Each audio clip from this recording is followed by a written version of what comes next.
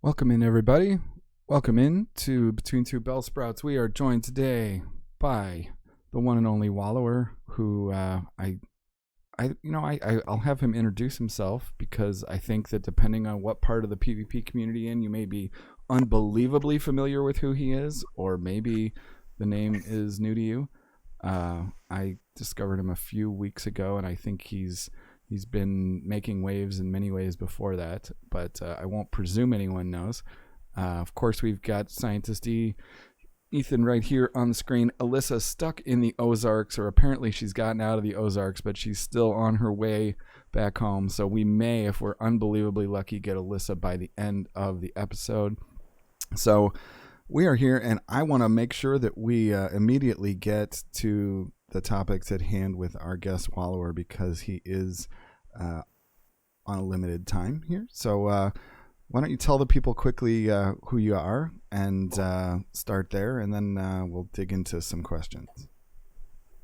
Hey guys, I'm just, I guess how I would describe myself, I'm just a Canadian, primarily GBL player. I've got to rank 10 every season now, and I've slowly started getting enough dust to start participating in Sylph Cups and stuff like that. So that's been a lot of fun. I haven't done too many, but I'm working towards that. And mainly I've been focused on making some like educational PvP content. I guess it's been targeted towards GBL in the past, but a lot of this like the mechanics and stuff like that, you can really bring into Sylph Cups as well and give you that little bit of that edge too. But I do love the educational side of things, and I've loved kind of bringing some more of these mechanics to light and teaching people how to use them. Yeah, that was how I came to see. I saw somebody retweet something, and when I looked at the video, I was just like, I've heard all these things, I've read all these things. I think a lot of the stuff you were talking about was referring to kind of the same. And you may have even pulled up the PV poke stuff where it like shows the turn lengths and everything. So that information's been out there, but Mm-hmm. everybody kind of digested in a different way. And I felt like your explanations were really good, and you had a lot of well done examples and kind of walk people through it. So if other people like myself are not particularly good with the fast move mechanics, get frustrated when the game's not working like you think it's supposed to. Um, I know that I've talked to Mr. Dr. Pants about fast move mechanics and the like, and so between talking to him, looking at PV Poke, and hearing it from you, I feel like everybody brings kind of just a slight nuance to it. But the bottom line is that most of the time when there's not lag involved, the game behaves relatively predictably, and it's just that some people understand it a whole lot better than others. Maybe when PvP first came out, I felt like I was one of the people who understood it, and that was usually kind of the skill gap there. It'd be like you understand the things that are not immediately obvious, and it isn't really as fun to me when the mechanics are so hidden. So I really love it when somebody puts out content that's not just like hiding their understanding of things and really goes into detail like that. So I love that, and we'll have to drop a link to your YouTube here for anybody who has not already checked it out. So long and the short of it, like the first video I think that I watched was the one talking about fast turn mechanics, and really just kind of the timing of fast moves. I'm sorry, of charge moves based on trying to maximize energy and get advantages against your opponent. I think a lot of the high end players really understand that stuff pretty well already. But what would you say was the basic gist that you were trying to get across there? I'd seen it explained a lot in like text form before, and actually, I think when I first learned about it, it was through a Reddit post, probably almost a year ago now, and I had to really sit and really think about what was happening in that Reddit post to understand it. So that was one of the main reasons I made a video in the first place. I had a lot of questions about how to do it, and it's just not something that you can easily explain without like showing examples or pointing out things or showing how things work. But the basics of how this mechanic works is you're just trying to time your charge moves so that your opponent only gets one extra turn of fast moves through. And this is just it's really simple math that you have to do on the spot very quickly unless you memorize a lot of things, and that's what the video will help you help you do is kind of get those timings down. Like, for example, if I have a 2-turn charge move and they have a 3-turn charge move, I know that I want to throw, sorry, fast move. I did the same thing you did. Right. You want to throw one fast move and then um, throw your charge move, because when you throw your charge move, it takes a turn, and during that turn, you don't want them to get another free fast move in. So if you throw your 2-turn fast move and then your charge move, that's 3 turns, and that fits right nicely into their 3-turn fast move as well. I don't know Right. if I went too in depth there, but No, I think it's one of those things where, like you say, it's best to really just watch the video. I encourage anybody who feels like they sort of understand it or don't understand it at all to go about it that way, because I certainly found it easier to digest than many of the other ways that I've seen it presented. So I encourage everybody to do that if you're at all rusty. So one of the things that I always think is interesting is, depending on who you talk to, you hear people say, oh, certain number of turn moves are OP, whether it's 1-turn moves, 2-turn moves, 3-turn moves. And it usually has to do with a certain perspective, but I don't think that people entirely agree on what's overpowered, if you will, because some people really like to spend a lot of time talking about how the team that you're kind of famous for, the now grasshole team, is so OP, but other people really kind of look at it the other way, and I think it's probably from their better understanding of these kind of mechanics and your ability to be more flexible as such. So I found the dynamic really interesting, that first I watched your video and understood the fast turn stuff better, and then I realized that even though you are relying upon that, you had a team you were known for that was more like the slow turns, which I'm sure you can still exploit things with, but it's not the first thing that people would immediately think when you are utilizing this kind of information, right? yeah, exactly. Like, for example, the 1-turn fast moves, they're very versatile, right? And they do a little bit more damage, just because you get a +1 damage, I think, on every fast move. It's much more noticeable in Great League. But then, if so, I would say if you're playing against like a high skill player, a 1-turn fast move is probably better. But if a player's not counting moves and you're using a 4-turn move, or I guess now a 5-turn move with Incinerate coming Right. out, it's even more dangerous to let them get an extra fast move through. So the players who are counting their moves, there's no real advantage for the opponent to be using a long-turn move. But against players who aren't counting, getting a free Incinerate off or a free like Volt Switch or something like that can be absolutely game changing. And yeah, that's one thing I'll have to do, is update that video or make a little bit of an addendum for 5-turn moves now, which are going to be in the game. Yeah, I didn't see that coming at all, and I'm sure you're just like, the timing of this. You're like, it's been this way since PvP, came out, and now suddenly I make a video and they add this 5-turn move into the mix. I suppose there's always a chance, since it's essentially coming out tomorrow, that Niantic could pull a fast one like they do with a lot of the moves and adjust it before then. So I'm not gonna assume anything. But what do you think about the idea that a 5-turn move is going to be a potential thing in the game? Do you think it fundamentally changes much, or do you think maybe because there's only one of them, it's really going to be a pretty niche thing to consider? I do think that it'll change things slightly for just like, for example, for the fast move counting. Like, you'll need to learn new counts for this one example, but overall, in the grand scheme of things, it probably won't change too much. The move looks good, but it doesn't look like it's game breaking. Obviously, it'll maybe bring some more Pokemon to light that were not viable before it, which is nice. It's always nice to see changes, honestly. Even as seasons as short as they are, it's nice to get some changes to hopefully switch up the meta a little bit every season, keep things fresh. Right. And given the quote grasshole team, I don't know whether you still run something similar, whether you mix it up a lot, whether you've got another team you've kind of settled on at the moment, but it would kind of feel like Incinerate is going to quite likely really limit the viability of such a team in the future, just because so many people are going to be wanting to test it out, and it'll probably blow right through it. Do you think that people are going to have to adjust pretty quickly to the Incinerate meta? I think it'll definitely change things for sure. Pokemon with Incinerate are something that Victory Bell will have to swap out of for sure. You can't just beat those with shields anymore. But at the same time, uh, with the way metas kind of work, like if Victory Bell stops being as useful, then Victory Bell counters will stop being as useful, and then you'll kind of see where everything settles out at the end. Right. It's kind of hard to these things, but yeah, Incinerate will be interesting for sure. I'm trying to work out some new mechanics with the new Switch menu as well. But it might be possible, for example, for Incinerate, for like a Victory Bell to throw 2 Razor Leafs and then swap without taking the damage too.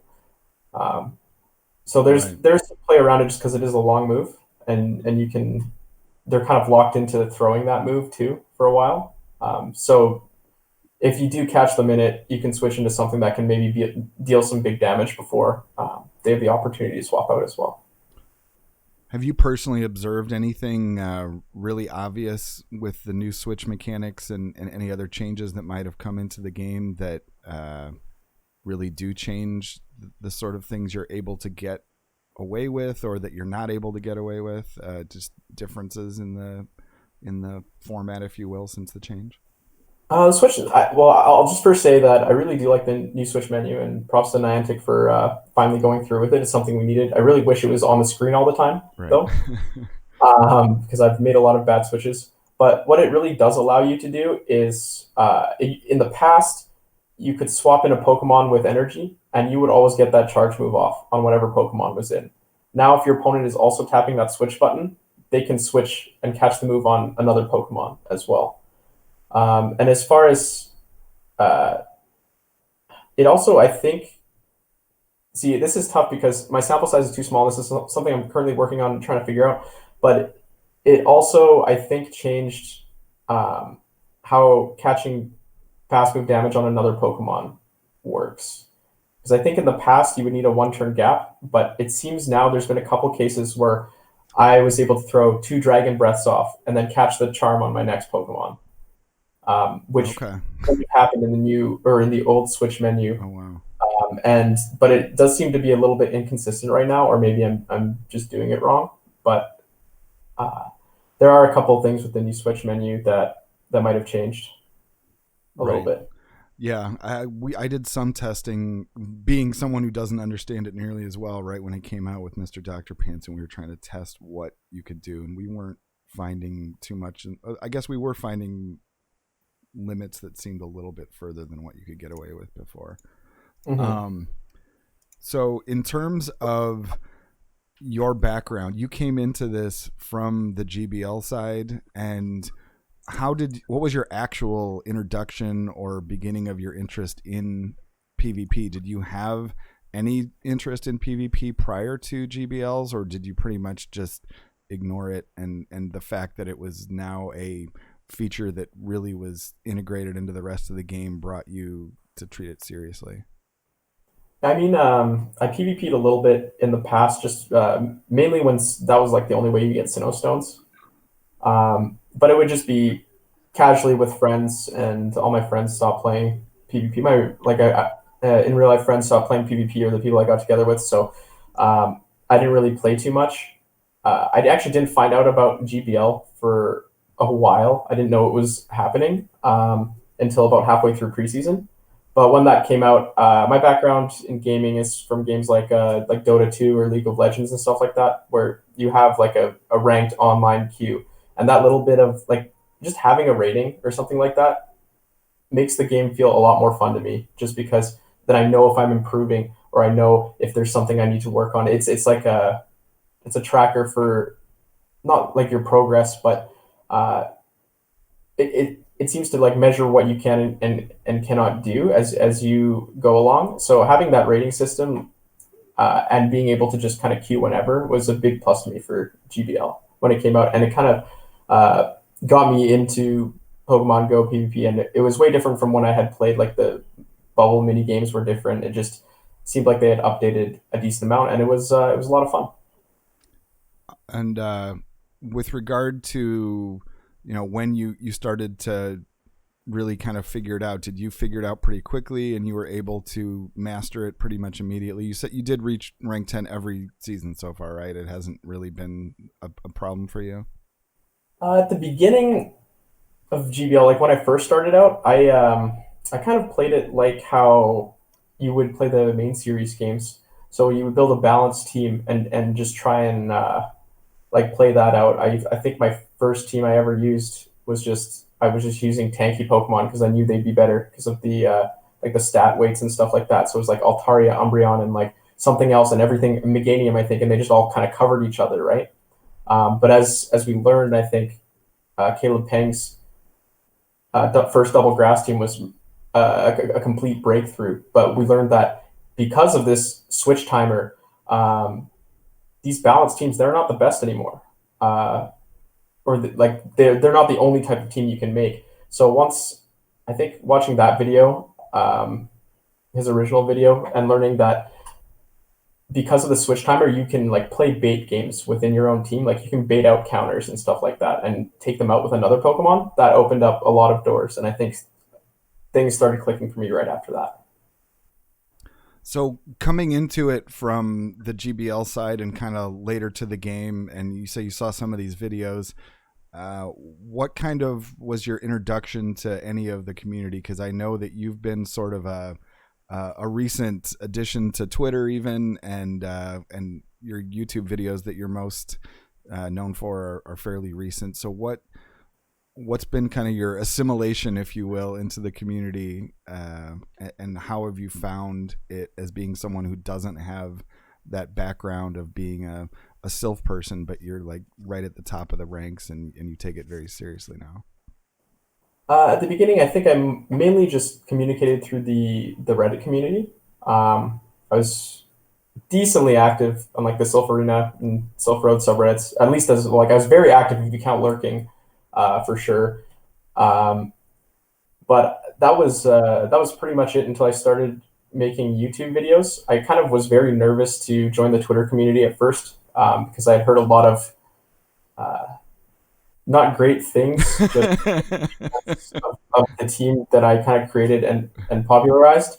And I knew that there was a lot of hate there. So I was a bit of quite nervous, honestly, to join the Twitter community in the first place. But everyone's been awesome so far. I have received way less hate than I thought I would, and a lot of people, while they hate the team, seem to like respect other people, you know, enough to not just go and be toxic. Yeah, I think it's kind of a more sophisticated version of don't hate the player, hate the game.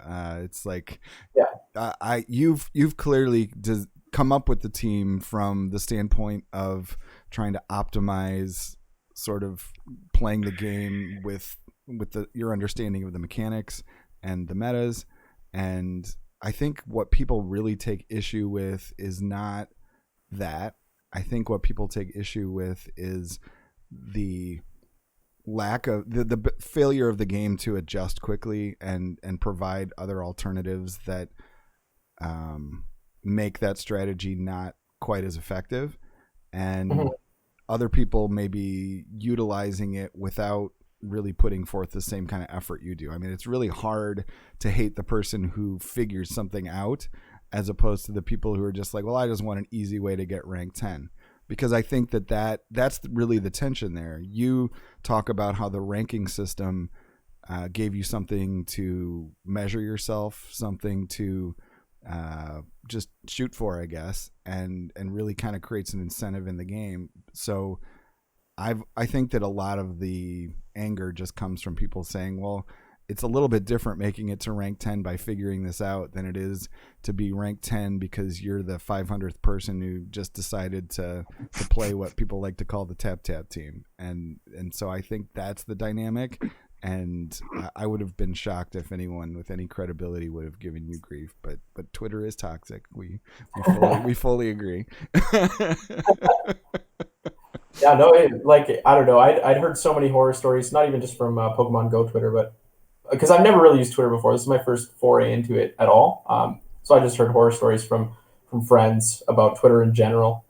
So I kind of I feel like my expectations were very low, and they were definitely beaten. So good job, Right. everyone. Yeah. Yeah. Give it time, but just yeah. As long as you stick to Pokemon and you just recognize the certain dynamics of, some people just want to cause trouble with everything.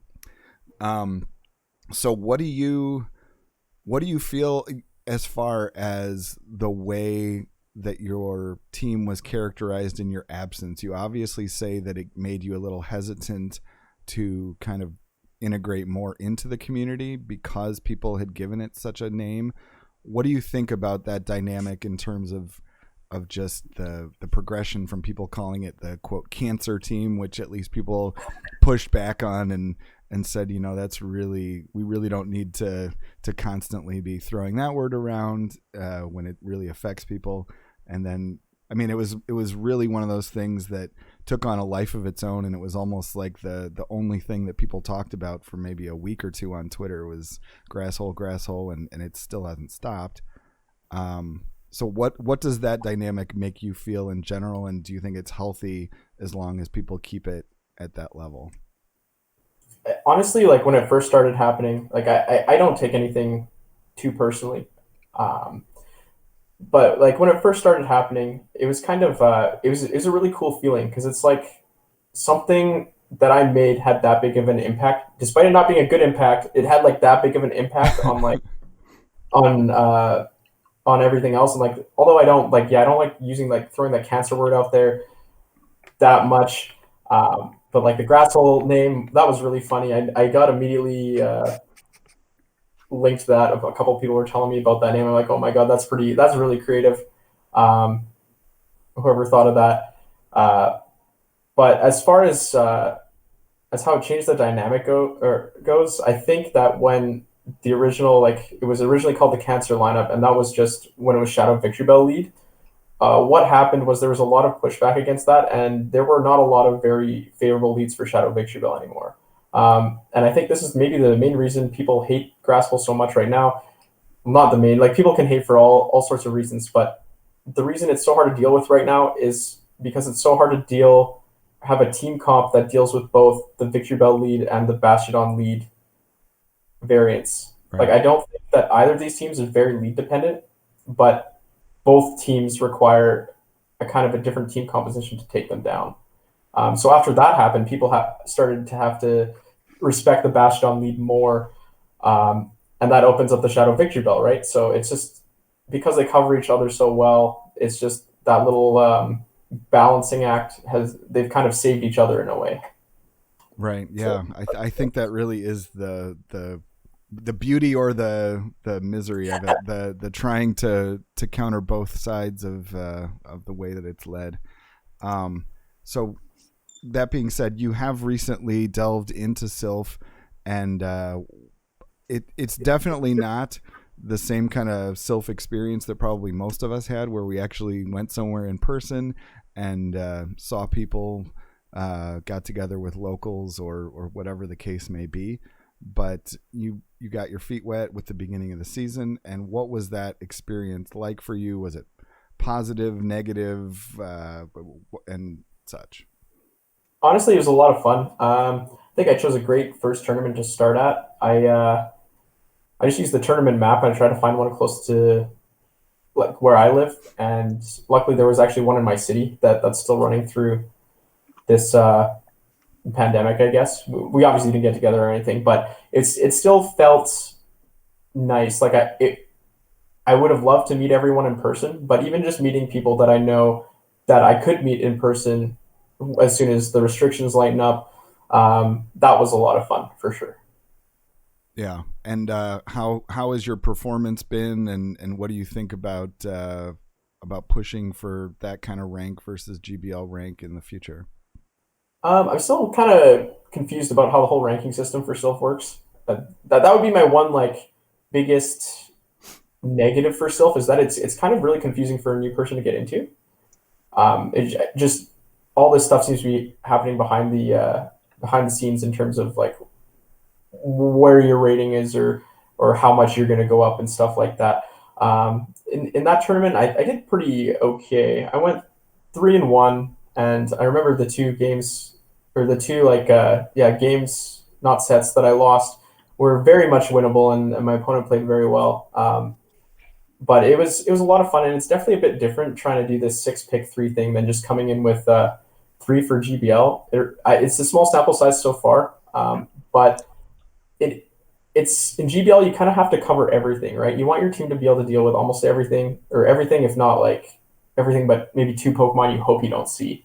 Whereas in Sylph, once you have your team of 6, picking those 3 is almost a bigger part of the game itself than actually Right. like it seems. Which is something I'm not quite used to yet, but I did find by the end of my like later battles, I was doing a much better job at picking teams where I thought that my opponent would have like a very difficult time dealing with. And I think that there's a lot of room for growth in terms of team building strategies in Sylph, just because it's such a vast thing with the 6 total Pokemon, and then however many combinations of 3 you can pick from that is quite a bit. Yeah. I I don't think it's probably any secret, and I don't know, since you're obviously not a huge Twitter user, whether it's obvious to you probably from any posts I've made, that I'm not personally a big fan of GBL, but I mean, honestly, one of the things that I love about the pandemic and people who are making content that I don't know whether you think you would have made content in the absence of that, like people just have more time on their hands, is that my vision of somebody who came from the GBL side without a Sylph background, that was just a GBL person, was would have been completely different than what I saw with you. And that was definitely just like something that I always like to try and keep my eyes open, and consider the fact that just because it's not for me, that like there are plenty of really awesome people that are engaging in that content and taking it seriously. So whatever ranting I might do, it's mostly directed at Niantic and the way that they treat it more than anything. But I definitely appreciate you being part of the community now, and look forward to all of your contributions. I know that your time is short, so I mean, we have a couple more things I wanted to ask about, and I know I haven't even let Ethan ask anything, but if you need to bail, I understand now. Yeah, I probably should be heading Okay. out here. How about one more question, and then I'll cut All it off right. after that. You got one to throw in, so I don't take all the time, Ethan, or do you want me to finish off? You could just finish off. I talked to him a bit before. Okay. he got his fangirling in off screen. Let's see. What are you looking at in terms of the way that GBLs have been changing, and they're not really a static entity? We've got the ELO changes that have sort of been a very different thing from one season to the next, and this next season that is about to start is going to be involving lots of very unusual metas. Do you see yourself getting engaged in things like Little Cup? Is it more of a curiosity, or do you think it'll actually be a competitive, fun thing to do, and that sort of thing?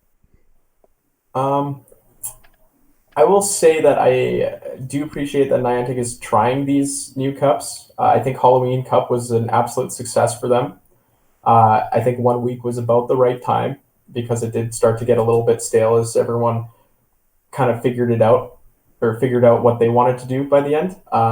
As far as some of these other cup goes, I do think that in the future they do need to follow Sylph's path, especially for something like Little Cup, where we see Bronzor completely dominate the entire meta. Even just banning one Pokemon in this case, or banning like Flying Cup didn't even end up being that bad, but banning Aerodactyl, like just the one Pokemon that is going to completely run everything over. And in Little Cup, I think that's Bronzer. Kanto Cup could be fun. It looks more balanced. And then I think Catch Cup is not a great idea at all. It just seems like it's a way for us to, or for them to kind of force us to just spend Stardust. And this may be hitting me harder more than most. I don't really have that much Stardust in the first place. Right. So I'm kind of upset that I'm going to have to build Pokemon for this. What I'll probably do is try and build Pokemon I haven't yet. find those and build them instead. But that doesn't really seem like it'll produce a better meta or anything. It just or a different meta. It just seems like it's gonna force everyone to spend a little bit more Stardust. But I'm glad that they're reaching out and kind of bringing these. I don't want to say sylph-like cups, but like you know what I'm saying, like Right. different cups to like the general Restrictions. population. That might help people get into sylph better. If not, have them bring some more ideas over from sylph, like 6 pick 3 or something like that in the future. I know in that interview with one of their GBL design teams, they mentioned the esport word. So I know that might be something that they're considering in the future, and that would be really interesting. But I think they realize their game as they have it right now, with all the little issues and inconsistencies, and blind pick and stuff like that. They do need to put some work into that before it becomes, I guess, an esport, and they're going to need to. But doing these cups is the first step, and these 1 week long things, they should be fun. I'm going to get engaged in all of them for sure. I feel like I have a little bit of a duty to my viewers as well to put out some teams that'll hopefully work, um, and help them out if they're struggling building a team for a little cup or something like that. So we'll see how it goes. Great. I appreciate. I hear Ethan maybe trying to pipe in. Yeah. Before you go, I just had one question. Just thought of it. Do you have any tips for Little Cup before you go? Like early access stuff. Bring counters for Bronzor, I guess. I don't know. Okay. It feels like this will be the most rock paper scissors meta of them all, Mm-hmm. because it feels very similar to Great League in season 1 with Altaria, Azu, Registeel everywhere, where it's 3 Pokemon that kind of cover each other perfectly, and they're also the 3 strongest Pokemon in the cup. And then also when you play someone with the mirror team, it really only matters what order your Pokemon are in, right? So that brings in the rock paper scissors full circle there, and it's really hard to play a bait team because there are so few Pokemon that beat Bronzor in the first place that your options are just incredibly limited. But Be Bronzer. beat Got Bronzor it. and bring Bronzor Right. both. Yeah. Pretty good too. Well, Yep. thank you so much for joining us, and we certainly linked to the YouTube channel in the chat. Anything else that we should shout out, or that's probably the best place to find you, right? Yeah, that's probably the best place to find me. You'll be able to find me through other places through just like the descriptions of my YouTube videos and stuff like that. So Right. if you need to find me, you can do that easily enough. And thanks for having me on the show. Absolutely. It's been a pleasure. Take care, and thank you for giving us a little extra time. Good night. Yeah, I wish I could stay longer, but the rest of the show. All right. See ya. All right. So Right. thank you so much to our guests for joining us. I really appreciate that. Like I said, I try my best to really look at the community as a whole and not allow my preconceived notions of, oh, this person's a GBL person, but I started watching the video, and kind of like his expectations of what Twitter was going to be like. My expectations were just like, oh, here comes a video from some GBL person about optimizing teams, and then I watch it and I'm just like, this dude's all right. He knows what he's talking about. He's a really pleasant dude and explains it unbelievably well. So I'm so glad that he's decided to join us on the Sylph side as well, and look forward to everything that he is going to bring to this community. So how was your week, Ethan? I know it probably was not your best week in Pogo, but any positive things that you can point out?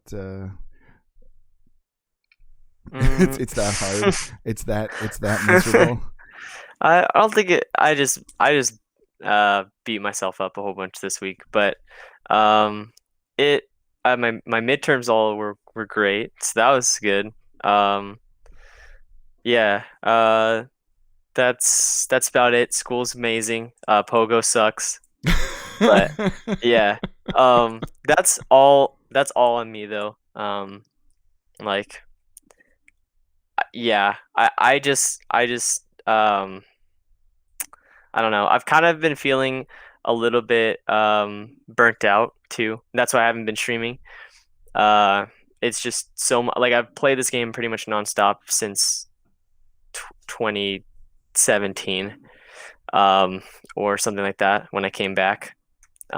So yeah, it's just me being burnt out and just all of COVID and everything, just impacting everyone. Right.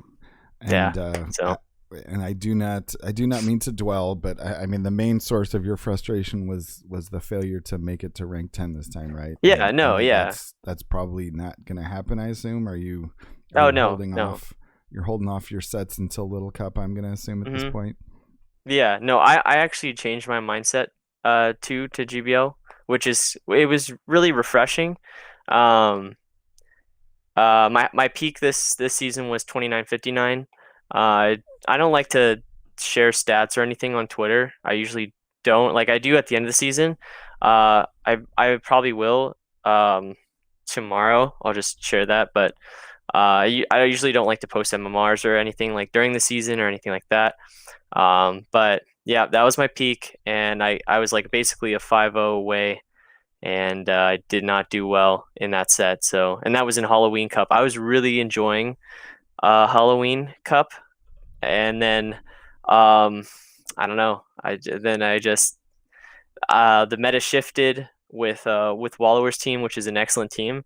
I just wasn't prepared for it, and then I fell behind the curve, and that's just what happens. If you're not ready for a change like that, and someone releases a video, your team suffers.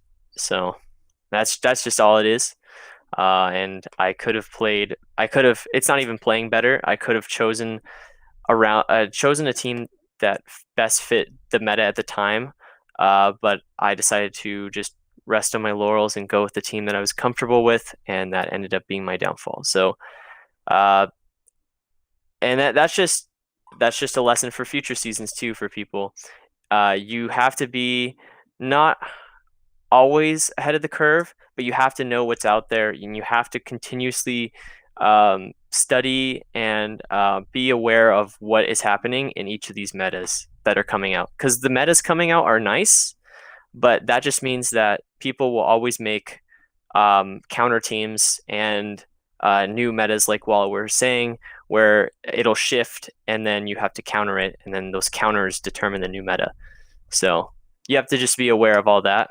And it's not just like Great League or Ultra League or Master League where there's just stagnant teams. It's kind of like more like the premier metas where there's new mons that come out or different strategies that happen, and then you have to adapt. So, but my mindset that changed basically was that, with all the inconsistencies and things like that in the game, I just kind of took a step back, and it really made me think about just where I am in the game, and how fortunate I am to have resources and Pokemon and things to practice with, and I can just pick a team and pretty much have it ready, and just basically practice more if you want to see results, and that's kind of the approach that I've been taking. And if a team doesn't work, it's okay. You can change it up if it's not working really well. It's okay to change teams, and I think that's a big thing for people, because people usually stick with what they like. But it's okay to change teams and be creative, because you could be the next meta shift. So that's all. That's all that I have for GPL, and hopefully next season. I had a lot of fun this season, regardless of where I ended. And yeah, hopefully next season will be really fun as well. I'm not looking forward to Catch Cup, but yeah, hopefully it'll just be a fun experience, and we can all learn something from it, even though we will never use Little Cup Pokemon ever. And yeah. I've given Little Cup a little thought. I've given it probably more thought than I ought to at this point. But once again, trying to both be realistic and maybe look at some possible things that could be going on there.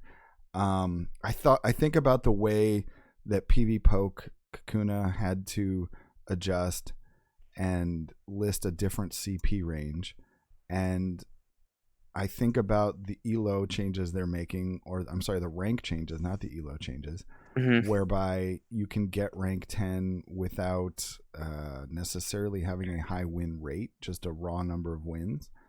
Hmm. And I think about the mons that people are using, and I do know that Bronzor most likely is going to be an extremely centralizing mon that's going to Hmm. be alienating to some people. It's going to maybe make it not quite as fun as it otherwise would be.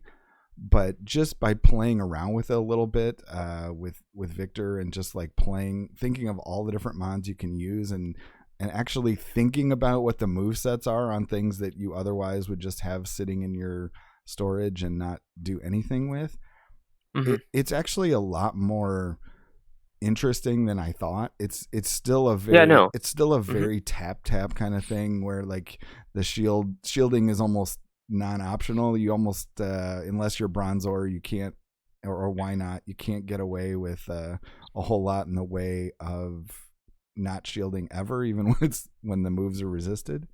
Hmm. But I'm kind of wondering if Niantic is considering adding maybe this 500 CP thing as a casual tier, That's, like I like that. as a permanent thing, and that, you know, whether it would constantly have Bronzor in it, that it would allow a different base to be involved, because all the things that we have going on with the start of season 10 kind of speak to a casual audience. It speaks to letting people who didn't get their Pikachu Libre before be able to get it. It speaks to people who just are not interested in learning a whole lot about all the different Pokemon, and just like maybe the ones that tend to be cuter, the less of the ones that aren't evolved. I mean, I think it's a pretty fair assessment that they make the unevolved ones like the cute ones. That's just the way these things work.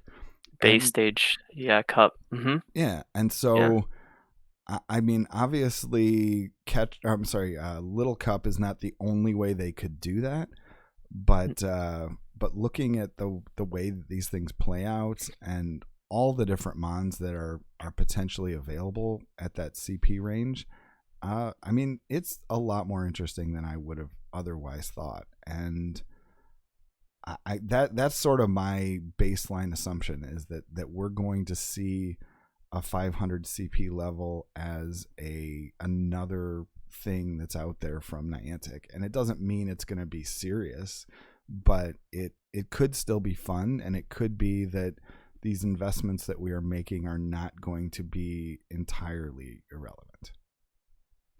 Yeah. Yeah, I think that that's completely valid. I feel like Little Cup could be or whether they call it Little Cup or what. I think it could be a permanent addition to GBL. I think that we need variety, and that would be really nice to have variety. And with the seasons getting longer and longer, I think this could be like maybe we have like a week of whatever, like Little Cup, and then we have 2 weeks of Great League, 2 weeks of whatever, but like a week for like the specialized cups. So this could be definitely a permanent addition. Um, but at the same time, I think that this season's also sort of a buffer, and so I Right. wouldn't be surprised if they're trying to just because I've heard from a lot of people that I'm sure you saw too on Twitter, people talking about like, oh, this is just a way for Niantic to use our Stardust and stuff like that. Um, which, if that's the case, I feel like they wouldn't do it like this. Right. But um, yeah, I don't. I think I think the Catch Cup's going to be a huge fail, but I think Right. Little Cup and Kanto Cup, obviously Kanto Cup, but Little Cup is probably going to be like somewhat viable for the future. I feel like they'll definitely they'll definitely bring it back, at least once or twice, I think. But there's a lot of play for Pokemon, so that's cool. Yeah, Um, it may be the case that all they have to do is next time around they ban Bronzor, although that would have a whole nother issue of people who spent all their resources on a Bronzor and then they truly would never be able to use it. But it's better than an entire class of Pokemon not being able to be used. I think people would understand if they banned Bronzer after this trial run. Right. I don't think the resources would be in vain. Because then they might I don't know, maybe they wouldn't. Okay, so this is another thing that I think they could do too, is they could do like Little Cup and then Little Cup Premier, and Right. Little Cup Premier doesn't have Bronzer. Right. And then they could do that, and then like whoever doesn't have a Bronzer, you could just play Little Cup Premier, or like Little Cup, like tinier cup.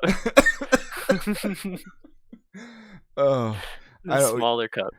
My general thing is that like when you really think about the overall arc of the game, like yes, they come up with ways for you to waste your resources, and some of them are probably less well thought out than others, but the overall arc of the game is one where we used to feel very, very constrained and we couldn't make a whole lot of Pokemon in Great League, especially if we didn't want to completely give up on playing what was then the only other part of the game, pretty much, which was raiding. So it's like you had the choice of make raid mons or make PvP mons, and you really had to budget. And now with the changes that have been made with Stardust, primarily just the avenue of GBLs for grinding Stardust, I feel like all of the leagues have been opened up to a point where most people who play the game fairly regularly are able to build at least the truly top meta stuff if they choose to do so, and they can do it in Master League, Ultra League, Premier. I mean, Master League is probably the stretch. Master League is the one. It's arguably like the whale league or whatever, where like people who really put the resources into the game tend to be the ones that fare the best because of the things that you might need. But really, it's been expanded a huge amount since GBL was introduced, and just because we get short on Stardust, like I think it flows a lot better. The liquidity, if you will, of Stardust is higher than what it was. The spawn rates are higher than what we were used to before. So it's just there are so many more avenues for Stardust, and so I would be really surprised if they were cynically trying to waste everyone's Stardust as a way of like making the reservoir run dry, if you will. I think that they have every incentive to make as many levels viable as possible, but they just still have to maintain some semblance of Stardust is the currency essentially, and if we take that out, then it really changes basically everything about the game. And so I think I'm not too worried about that. I think that we're going to be all right, but that's not the same as me signing off on everything they do, as we all know that I spent the week kind of bitching and moaning about what they've done. So you've made your Bronzor, right? And no, you haven't. Are you planning on making I one? haven't. So what I'm gonna do actually is wait until 1 o'clock tomorrow. Well, 1 o'clock my time. Like 3 o'clock your time, and then whatever it is, it's Niantic o'clock. Let's just say that. I'm gonna wait till Niantic o'clock and see like what is available in GBO, because they never really specified that it's just gonna be Little Cup, but it seems like it's just gonna be Little Cup. Okay. So I do want to see if they have great, because if they have Great League available, you're gonna pass or think about I think passing. everyone's gonna pass. Like I don't know how many people are gonna do Little Cup if Great League's there. So I'm assuming it's just gonna be Little Cup, but I just want confirmation. So Yeah, I have an idea of what I think I'm going to be using, and bronzer is definitely obviously one of the picks. But yeah, I haven't powered up anything yet because it's a lot of Stardust. And yeah. Yeah. Can somebody remind me which TM are we going to get from the conclusion of this season of GBL? So when we roll over to season 5, everyone should remember, drop a star piece if you are the sort that drops a star piece, and do that before you go into the battle, because battle tab, because I've definitely made the mistake. It will done it every season. Yeah. I think I've only successfully dropped the star piece once, but it's definitely one of the more efficient ways to use it. Thank you, Warlsh, for the resub. Really appreciate my guy Warlsh. One of these days, you and I will get on the same page and we'll start releasing the long anticipated, or long rumored merch anyway. I can't speak to how anticipated it is.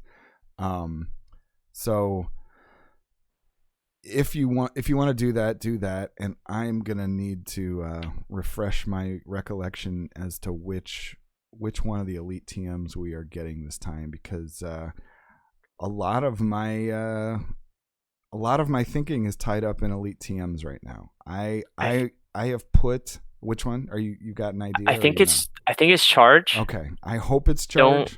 I think it's charge. Don't quote me on that, but I think it's charge because last season was fast, if I'm not mistaken. So okay, I think it's charge. I'm really hoping that's the case for two reasons. One of which is that, based on the timing of Little Cup and the fact that I currently have no charge TMs, I made a dugong for Marsh Cup finally, right? And I think I made one other thing that required a TM. I can't. No. Is it a shadow? No. I honestly can't remember. I just know that I have no charge TMs, and the last one I used was on dugong, and so I'm presently sitting on 0. And if anyone has been following my thought process whatsoever, or think Jiggly's talking about out both sides of his mouth, I am going to try and go free to play until I see changes from Niantic that indicate to me that they are moving in a better direction in terms of their attitude toward profit over people. And so I have a certain number of coins already in my reservoir, if you will, and I'm not intending to replenish them until I'm satisfied that there are changes made. I'm willing to give money to a game that I think is acting fairly. I'm not willing to continue to give money to encourage their current behaviors. There have been people like JR Skater and other people who have taken similar stands, and oh man, elite fast TM for season 4. That's not good. That's not good. I mean, that's a problem for me, because so that's on a different front. I'll get to that, but last season was a charge. That's right. Because I was trying to think about it. The first season was charge, so that means that last season was charge. Okay. So I'll get to the issues that's going to present me, and we'll see. I have also, on another wavelength, suggested that perhaps people should boycott buying the community day boxes this month, and I probably am not going to go out on a limb and be the only person who does that. So unless I can get some momentum behind that, which is dubious, then I probably will not do it. But if I'm able to get momentum behind it, I would love to see the community make that stand. That would leave me in a position where I won't have an elite charge TM for at least a month, and the biggest thing I need to spend a charge TM on right now, which I won't be able to, is my Iggly buff for tomorrow, because you need body slam on an Iggly buff. And I'm willing to spend elite TMs on ridiculous things like that, because I'm primarily play it for fun, and I love Igglybuff, and it maxes out at 500 CP. But the honest thing is that we don't know that I'll ever be able to use that again, and so yeah, sure you will. You put it in gym. That's how you use it. Yeah, I mean, people will see it. They'll be like, "Wow, this guy has a almost maxed out Igglybuff. That's interesting." Right. But then they won't realize that you're playing Little Cup with it. So there you go, hidden implications. But something that I saw that was interesting too, that requires an Elite TM, is Eevee. Eevee's in the meta. Right. Yeah. And it's a double TM if you don't have Last Resort. So yeah, you need Body Slam and Last Resort. I mean, it's really there's two sides of every coin, and it's so easy to see all of these things in a lot of different ways. Like, these kind of cups really do reward hoarders like myself, and they reward people who are easily bit by the FOMO bug, because you've just think of all the times that a new player to the game has said, like, does Last Resort on Eevee serve a purpose? Like, is there any, if I evolve an Eevee that has Last Resort, is it going to keep Last Resort? That kind of thing. And people don't fully understand that dynamic, but it wasn't something that most people would keep track of, like whether they had a Last Resort Eevee, because that you were never going to use an Eevee in Great League. And when I say never, I'm sure Mr. Dr. Pants would object and say that he's done it for fun and whatever, but it wasn't going to be a competitive thing. And now you've got something where people who hoarded them, people who just happen to have them, people who whatever are going to have the possibility of using that, but like you need both Last Resort and Body Slam, which is it's just a crazy thing to think that you could sit there with Eevee, use a legacy Eevee, and then make it a double legacy Eevee, and that's how double you're legacy spending the TMs. So I actually think that maybe my local will do it. He'll pull the trigger because, I mean, that's his Pokemon. But like, yeah, it beats the general meta too. So that's another thing that's interesting. With Body Slam, it beats the general meta. So, yeah, I thought about Eevee, but I don't really know if I want a TM, because that's a TM, and I will actually never use that Eevee ever again, unless they bring the format back. I suppose the one good thing is that if you saved shiny Eevees, there was a high likelihood that those had Last Resort, because unless you caught one outside of community days, then it would have Last Resort. So that's another dynamic I've kind of noticed in doing scrims, is that a lot of the battles tend to be like shiny battles, because the Pokemon people have kept over time that were low CP but they didn't have another reason for existing, was shiny ones. Like you look at it and you're just like, would this have survived the cut if it wasn't shiny? And the answer is almost always no. But then you're like, oh cool, I get to quote shiny flex something because it's got that move, or it was the right CP, or so forth. So there are dynamics like that make me start to really like the idea of this being a thing where, you know, kind of the serendipity of having a shiny that happens to be cool that you held on to actually serves a purpose. But if it became something truly competitive, it would probably be ugly, with just another reason for people to spend elite TMs and not transfer their weird legacy moves. Yeah, I think a shiny double legacy Eevee would be insane. I mean, maybe I'll rethink it. Maybe I will invest a TM in it. But for right now, I think just Bronzer is just such a good pick. So yeah, I was thinking like Bronzer Eevee would be interesting, but yeah, I don't have an Eevee with a double move. I don't think anyone does. Yeah, so I mean, I would nobody. be like I don't think only anyone person. could. I don't actually know what was the timetable that Body Slam got removed from EV. I think it was relatively early on. I don't think it I ever existed when the Last Resort one came out. is that one of those ones that you can't even TM either, or can you actually TM EV? If you believe Let me see. PV Poke, it says you can elite TM, and I think that he's got pretty reliable I information. believe it. Yes. I believe it. Yep, you can. Okay. Right. Yep. Okay. Well, I might. It's tempting. I do have a good IV one too, so it's one of those things where it's like your attitude can very easily change from one thing to another, just depending on how you want to treat this game. And I definitely used to be an elite TM hoarder, and I would think, oh, I've got to keep this thing in case this is ever needed for this Sylph meta, or this is ever needed for a shadow this, a shadow that.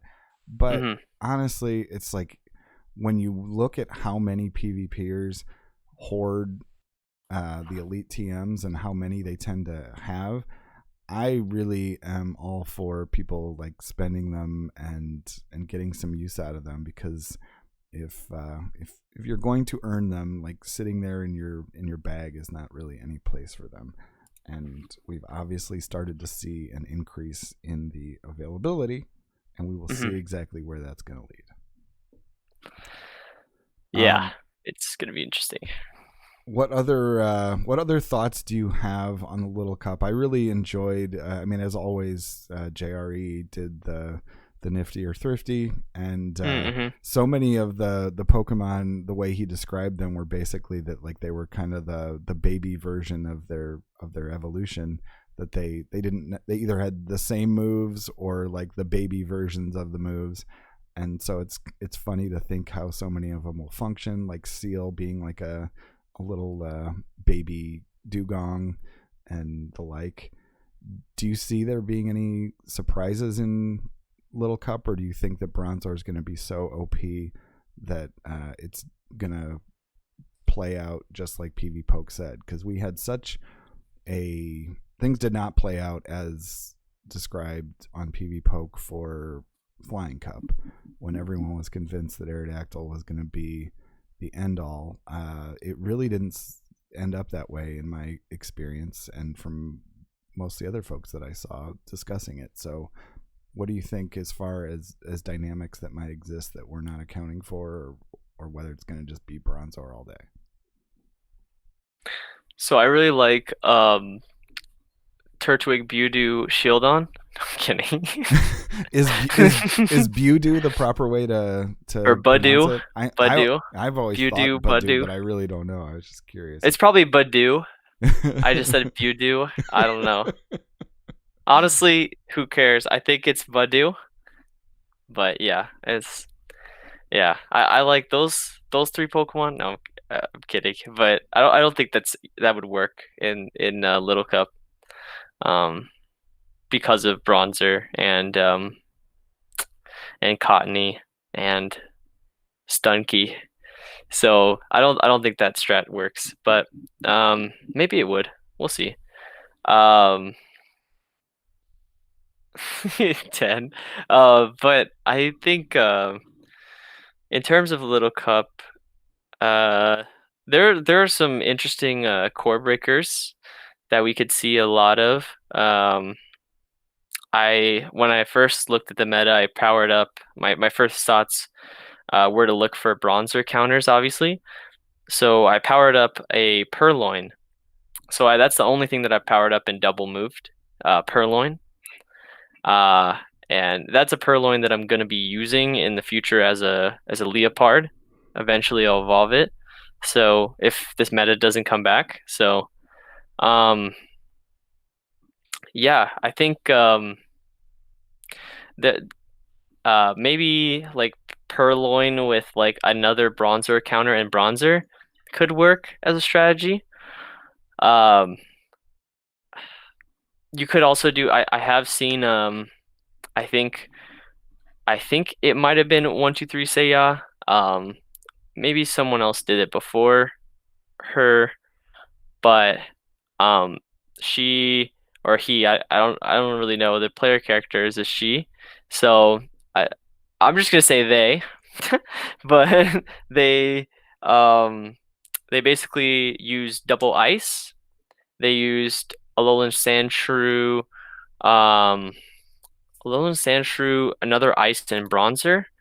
I'm trying to think of the last ice. Let me see here, but um, that was interesting. And Alolan Sandshrew is an interesting Pokemon because a lot of people don't have access to it Right. because you have to have an account that is like level 18 or whatever that hatches an egg.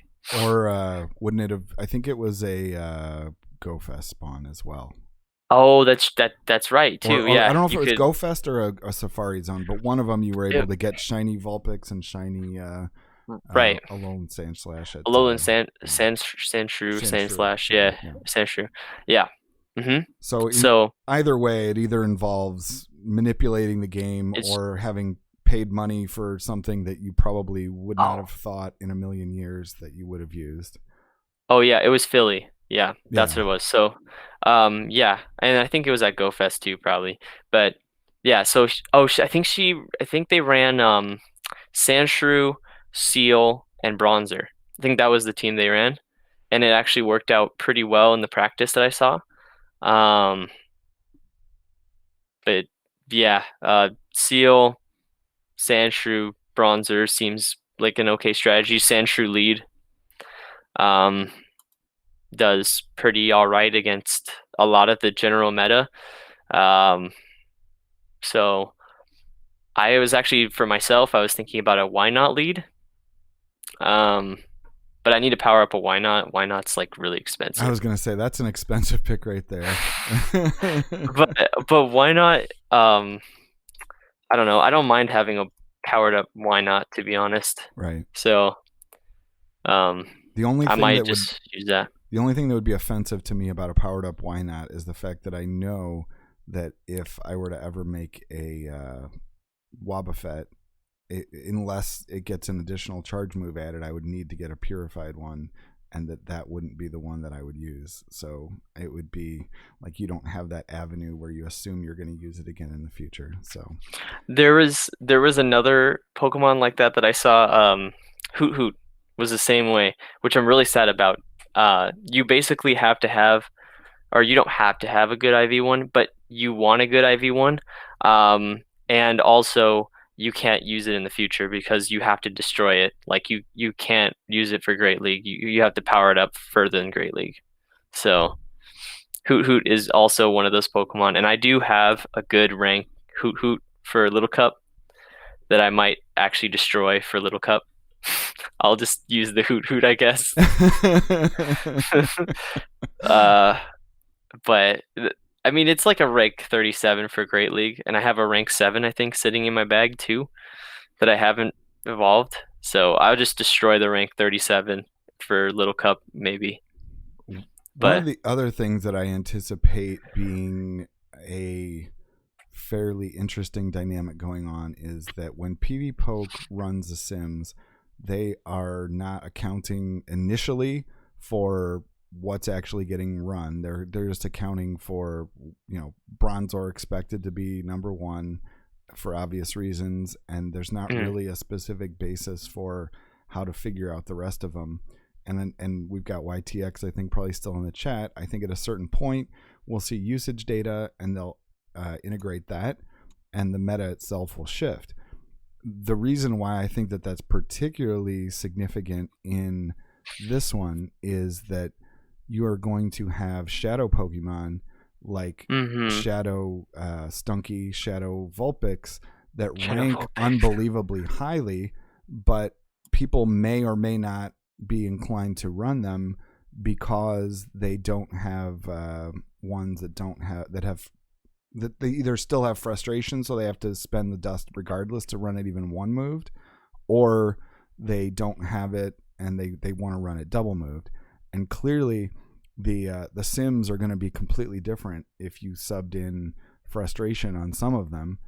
For others it would be the same, but the Sims simply cannot play out true to life in this case because the vast majority of people are not going to have TM'd Vulpix and Stunky Shadows. Like, there will be plenty of us who will have it, but not the general player base. I don't have a TM'd Stunky, but right, yeah. But that's what I'm saying. I mean, it's like there's going to be a certain group of people who most of them have it, but at the same time, it's not common.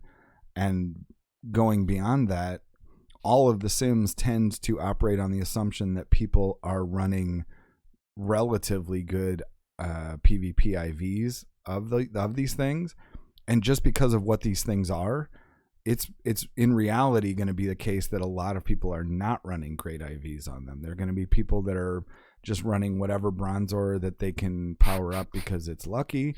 They're going to be running whichever one of the shadows that they've actually TM'd.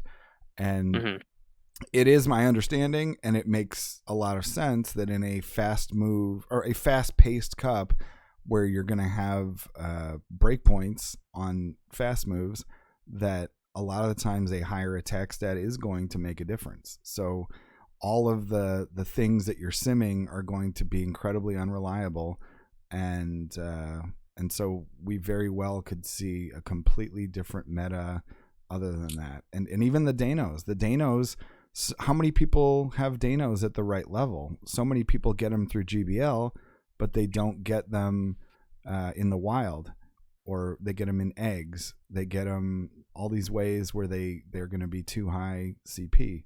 So if all three of those Pokemon at the top under Bronzor are going to be as the top leads rather are non-existent, or they're all relevant, then I definitely see there being a situation where the meta doesn't play out quite as expected.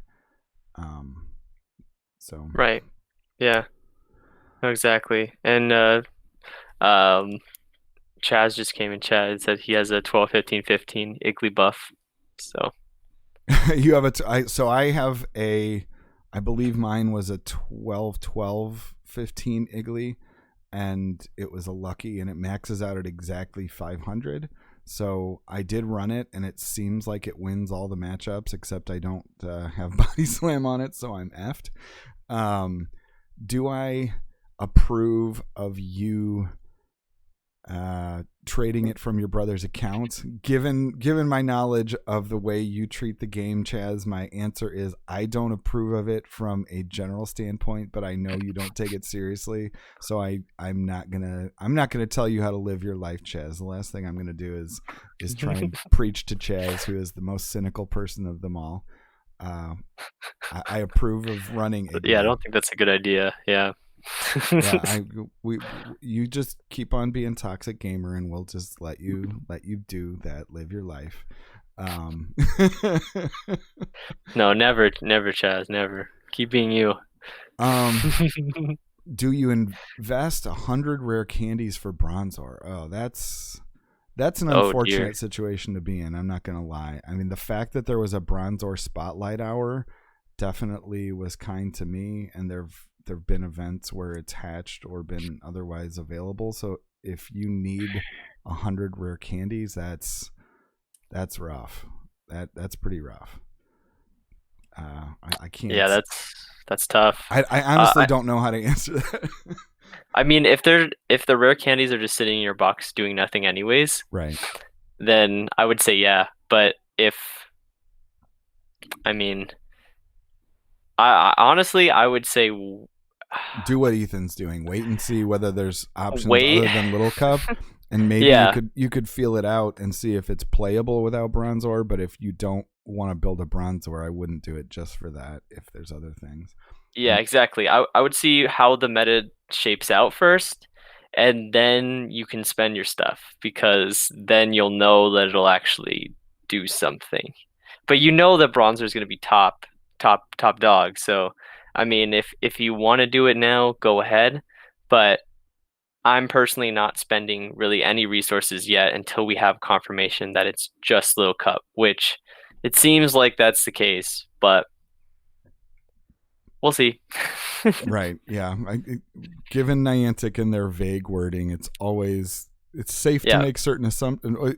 It's not safe. It is reasonable to make many assumptions, and you're usually going to end up right. But given Niantic's history of making either mistakes or changing their mind, anything is possible.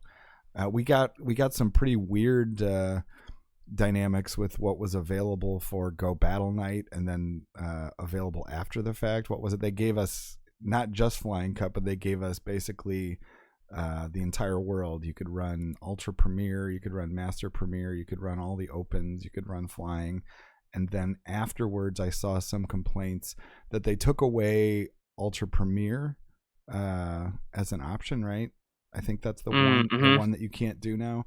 And it seems rather arbitrary, but you could see them going anyway. I would say wait. We've got so little time left to wait. Well, we're probably sitting on about 14 hours now, something like that.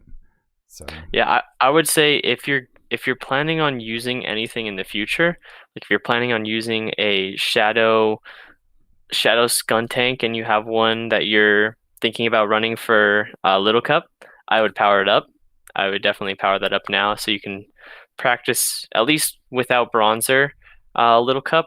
But anything else besides things you're going to use in the future, I would say hold off for now and just kind of just go off of PV Poke or some other resource like a video, like videos and stuff, and just kind of play it out or like watch how they're played out through those videos, like the games, and then when Niantic o'clock hits tomorrow, then you can decide whether to use your resources or not. That is what I would do. And I think that the discussion of Little Cup would not be complete without mentioning something else that's brought up in JRE's article, which is at the very bottom. He couldn't even get the entire article in one Reddit post, so he had to comment on his own post. And he didn't address Vullaby, Munchlax, and Bonsly. And the main reason was that getting them at 500 CP falls into the category we described before, where you pretty much had to get an egg on an underleveled account and hatch it. And I mean, if somebody's running a Vullaby, yeah, could you imagine or a if somebody, Poniard? Oh, I saw Poniard. Yeah. Could you imagine if somebody went through the dedication of getting a new account and hatching a Vullaby on It's an gonna happen. underleveled account and trading it to their main just for a Little Cup? I mean, that's levels of dedication well beyond anything Jiggly is willing to consider. So props to you if you do that. But for the most part, even though those are technically eligible and are listed on the rankings, Vullaby all up at 12, Poniard at 14, these are not things that you're going to particularly see. So I mean, YTX, please get that usage data to him as soon as possible, because I think that a lot of people would be well served to follow Ethan's lead and wait until we know more before you actually invest in these crazy things. I think that the craziest one to me is the fact that Shelmet is rank 5. I mean, Shelmet is one of those mons where I definitely had gotten to the point where, even though the trading mechanic for evolution was nifty enough, it was like an insta transfer. As soon as I would see it, I'm like, what is this thing good for? And so just the fact that you'd have one sitting around is it would be remarkable in and of itself. Lickitung to me is one that's going to be exceedingly rare, because most Lickitung people got that they actually held on to were going to be ones that were from raid day, or ones that were at least hatched or something to that effect. The number of wild Lickitung that people catch under leveled and keep, I mean, that has to be microscopic, and you also would have to use an elite TM on that. So that seems like a really iffy thing to be making an appearance in the meta. A lot of these things are elite TM required. So right. So that's the only counterbalance to me as far as the decision by Niantic that I've ranted about before, that they're giving us twice the opportunities in the community days to buy elite TMs this time, and that is that maybe we do need an increase in the supply of elite TMs if we have these kind of throwaway opportunities to use them.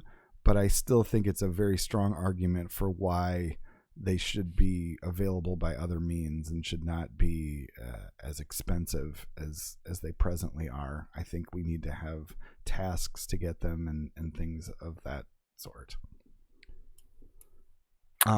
Yeah. Oh, dang, Chaz. Wait, what? I was gonna say, did you find any treasures that you're aware of in your inventory that you're willing to point out that you were surprised that you still had, or? Oh no, I don't think so. I haven't really gone extensively and looked through like all the Little Cup stuff, but I do have. I mean, we were talking about the Eevee earlier. I do have a Body Slam. I have a couple shiny Eevees, so that would be sick to have the shiny double legacy. But I mean, other than that, I haven't really looked at anything. I mean, I actually do have a Shadow Stunky that's powered up. I remember doing that too with the Purloin. So that's ready. And it has a double move, but it doesn't have frustration. Or it does have frustration, so gonna be rocking frustration. But yeah.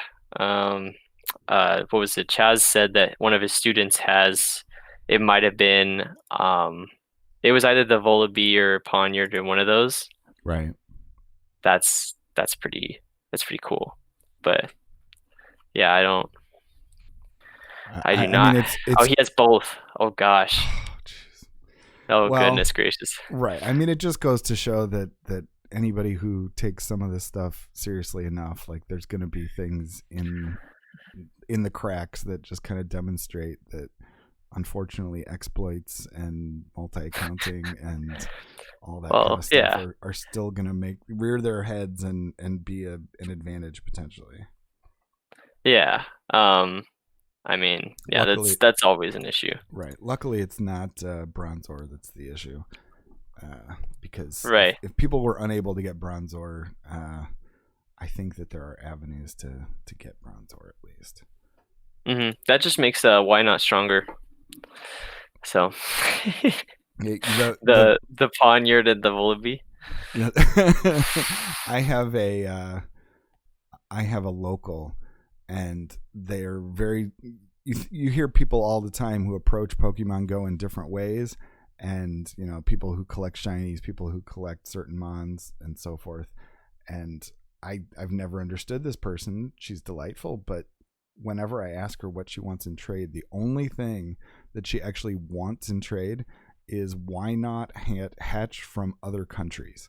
And so, like, she wants to have an international collection of why not, and that's super cool. That is her goal. So I just immediately thought of her, and I'm just like, oh man, like I don't know how many of them she keeps when they have the same country, or if she immediately transfers them because she doesn't value them. But she would be a great resource to get a lucky why not if I were looking for one. Well, I do have a why not that is pretty all right.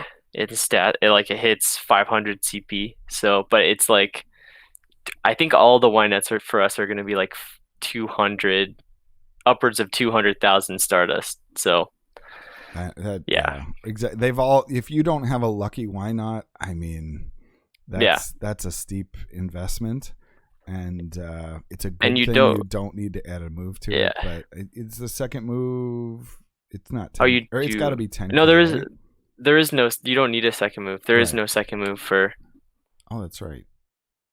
For whatever reason, I thought that JR's article said that there was a second one, but apparently not. I think the only two Pokemon in the game that don't have second moves, or there might be three. Maybe Magikarp doesn't. But why not? And Happiny are the ones that I know of. Maybe there are more, but those are the ones that I have found. So And right, why and not in Hippini and match? obviously, sorry, why not's evolution? Non-purified. Oh, non-purified. Wobbuffet. Yeah, Wobbuffet. Yeah. Mm-hmm. Right. Bubble strat. Oh yeah, the bubble strat. Yeah, but Yeah, yeah. it is funny to think like that was actually another thing I thought of was that one of the dynamics in this meta is going to be the Mudshotters being the anti or Mudshot or Mud Slap being the anti Bronzors, and that really was like the most exploitable, or I mean, whether you thought it was interesting or whether you thought it was a hack, like the bubble strat slash mud slappers that people had toward the beginning. And the way you would get those was you had to have unbelievably low attack versions of those mons that did, or that were unbelievably low CP as well. Like you had to essentially not hit the break point to do a certain amount of damage to be able to pull it off. And so I'm guessing that some people who actually were really heavily into that, maybe they kept their mud shotters or their bubble boys from back then, and they could put them to a new use that they didn't have before. Oh goodness. Resurrecting the bubble strat. Resurrecting the bubble. Yeah. And Victor and I, when we were on stream last night, we had what I thought was a pretty hilarious mirror match, which was that Chinchou and Seal both have bubble icy wind, and so like if you end up in a bubble icy wind combo with the two of those, like unless they're double moved, of course, like it turns into a very, very long match for Tiny Cup or Little Cup. Yeah, that's wow. Bubble beam and icy wind. There's so many funny things about this cup, even though it is when you go to min max it, when you go to like solve the meta, of course the answer is that Bronzor is pretty much the meta. But when it comes to like all of this funny stuff that's probably going to happen, I think it's interesting enough for a week worth of whatever. Now if they yeah. Oh, I was just gonna say, I think it's good on them that they did a week for all these metas. They established that a week was enough. Right. That's good. If they had given it to me as a Go Battle Night like they did with Flying Cup, I probably would have wanted to gouge my eyes out. Basically just that would have been awful. Yeah. Okay. Yeah. All right. You sound like a man with questions. What are your questions? Oh, no questions. No questions. I personally, I thought that Go Battle Night was a lot better than the first one that they had. But that was my personal experience. So that's all I'm going to say. All right, so the Go Battle Night, you say it was a lot better than the first one they have. Let's be clear about what we were talking about. The previous one was canceled. That was Go Battle Night, and so that it wouldn't be hard to beat the canceled one. But I'm assuming you're referring to the one that was not during the night. It was a day. Or Go Battle Day. Go Battle Day, whatever. And the shiny Marill that were available. So yes. what parts about it did you prefer, and was there anything that you did not prefer? Well, I am a night person, so I like that it was at night. I actually don't mind it being during the day either, but I don't know. I feel like it was definitely a lot of fun, but that's also coming from someone that grinds out battles mindlessly. So I know I don't share the same point of view as like other people too. But I'm just, when it comes to Pokemon Go, I'm just so mindless, except for when I'm like out grinding. It can be mindless at times, but GBL zombie. I could be mindless at times, but generally when I'm out playing, I'm thinking about things like my day and like just life things. Like I'm out there thinking, like looking out at things, checking out like my school and like what's going on. But like for GBL, yeah, I could be a GBL zombie at times. So that there is that. So I know that like people don't like the battles in quick succession. I think that it's honestly, I think that it's a pretty good format, at least for me, because I tend to get pretty stressed out about GBL. So when they're in a quick format like that, you don't get any time to think. You just go it quickly into the next one. Um, which is nice because you don't get time to think about what you did wrong in the last battle. You just have to quickly adapt. Um, and I'm used to that format for other games that I've played. But I know that other people, this might just be like their first shot at like a competitive format, GBL. So I can definitely understand why it seems like it's mindless, and it definitely is mindless. But yeah, it gets you kind of in a zone, competitive, um, competitive to a certain degree, Chaz, of course. Um, yeah, but it gets you in kind of a mindset for doing the battles. So that part I'm not opposed to at all. So um, I think that, yeah, I think that it was pretty all right. But yeah, yeah, that's all. That's all. Yeah. I turned myself down. Sorry. So I actually didn't have a problem with the first event. And my main reason that I didn't have a problem with it was because I felt like there was more of a point to the micro part of it, if you will. There was the incentive. Yeah, Right, there was the shiny incentive Marill. for the shiny Marill, which was something that was both sought after. Previously, you could only really get it as a baby. It's PvP relevant. The gold bunny, of course, is something that people enjoy using. Sought after. And I think there could have been an incentive. That's my only thing. They could have put Volibee as a reward, and that would have been absolutely amazing. And I would have, because like during Go Battle, the reason why I kind of enjoyed it was because while it was like a mindless kind of thing, I was also taking it at my own pace because I didn't want to get stressed out. So I was like doing my battles over and over and over. Like I would do like 3 sets, and then I would go eat, and then I would come back and do 3 more sets, and then I would go like walk around my house or something, and then I would come back, and it was just like a thing where it wasn't like I was pressured to get a Pokemon. But if there was the incentive to get a Pokemon, I would have just kept doing everything. So yeah. Luke Skydragon, who was my co-streamer during the Flying Cup GBL, whatever, the Go Battle Night, he says it was the zombie apocalypse of Stardust grinding, and that's pretty much how I felt about it. Where it's basically just like you just had to just keep moving on, keep pressing on, get those sets done just to be able to get the dust. But there was otherwise very little return on it.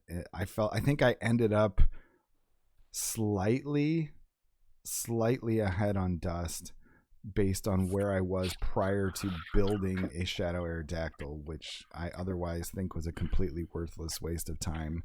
And so it really felt like 6 hours poorly spent. And I just wish that if they were going to approach it that way, that there were something at stake other than incentivizing other than GBL rating. And I think that for multiple reasons. One, because I don't value the GBL rating, and that's my perspective. But if I did value GBL rating, like other than the idea that you could game theory and say, what team could I run to face the teams who are just trying to get through their sets as fast as possible? Other than that, there wasn't like there wasn't a competitive positive side to it. It was just like, if I think that you say you changed your mindset, but did you change your mindset prior to Go Battle Night Mm-hmm. midstream? And so, Or no. Yeah, like after it. Mm-hmm. okay. But I mean, if you have to treat it like it's serious, then think about like people, yes, they had the opportunity to grind it out on one particular night, but because it was a Thursday night, like what if that didn't Mm-hmm. line up with your schedule? What if you actually had to like wake up the next day? What if, what if there were all these pressures that are just like, here, we'll throw you a bunch of sets, and you feel like you have to complete them just because it's your last gasp effort to make rank 10, and it's really done in kind of a helter skelter kind of format and time window. I don't know. Yeah, no, I agree with that. I think that that's the aspect I don't like about these events, because it feels like there's so much, like way too much on the line and not enough casual stuff to offer. Um, so yeah, I think that if they put a Pokemon in there or something else, like some sort of prize or incentive for doing the night, um, that would have been a lot more fun than just grinding out battles mindlessly for no reason other than to hit rank 10. Right. So, yeah, and then the seasons are really short. I'm thinking like, what if they, instead of doing like that big kabam of battles, like that big night, what if they just like increase the amount of sets we can do? Not unlimited, but increase the amount of sets we can do per season, instead of doing that huge amount of whateverness. Yeah, Whateverness. whateverness. Yeah, exactly. Yeah, people say it's a marathon, but yeah, realistically, are we actually taking breaks? I know I haven't. Right. I took like maybe a day where I didn't do my battle, or like 2 days where I didn't do my battles. And But it's it's definitely healthier to take right. breaks. And it's varied. I know that very early on, or not even just very early on, but at certain points, the wisdom was that if you really didn't care about getting your sets in and you didn't want to enjoy it, that you should wait. And for any number of reasons, that you would face lower level opponents, and that you would benefit from the way that the elo system would treat your wins, because you would typically get a boost or catch up quicker. So based on the fact that they keep changing those mechanics, it can be very I think it's gone kind of the other direction, where you feel like you have to do more based on how hard they made it to get to rank 10 at least one of the seasons. Yeah. Apparently that doesn't work with the new season, the new system. But yeah, Right. I like actually, I think I mean, the local that I always reference, Andy, he found out before I did that what you just said, because we have our local group, and he like we both have started doing like their like um kind of their GBL sets for them, like if we're feeling bored one day. And we do find that it's like it's weird because they start later, because maybe like one person doesn't, they have like Master League Pokemon. Right. So we'll just play like a Master League team, and the opponents aren't like, they're not on the same level, because it's like later or earlier or later in the season, but then earlier in the progression. Right. So It's the people. It's it's like, primarily people who didn't get around to it, as opposed to yeah, the diehards who are just like wanting to do it as soon as they can get their hands on it, or as soon as they realize what the meta is. Then they just jump on it. yeah. So he was like, by doing that now for, I think he's done it for 2 seasons now. He's like, I'm actually thinking about for myself, like not starting until Ultra League or Master League, because that seems like so much better in terms of like the win-loss ratio. Like it seems like you I mean, do so much better because the competition isn't like as tough. And there's that whole debate too of like people that make rank 10 with that, and I don't think there's anything. Honestly, I'll say it again. This is such a moral game. But really any game is if you have a community. So this more so than others because I feel like our community is like a lot more out there. But I mean, you have it in every game. So um, I think that if you're gonna hit rank 10 off of like starting later is fine because you still showed that you're dedicated and that you can put in time for it. But yeah, that's my opinion. Um, but yeah, I think that I don't know if it Chaz, do we have confirmation that so you're saying it doesn't work? And yeah, you still have to win versus the people that are consistently on the top. So yeah.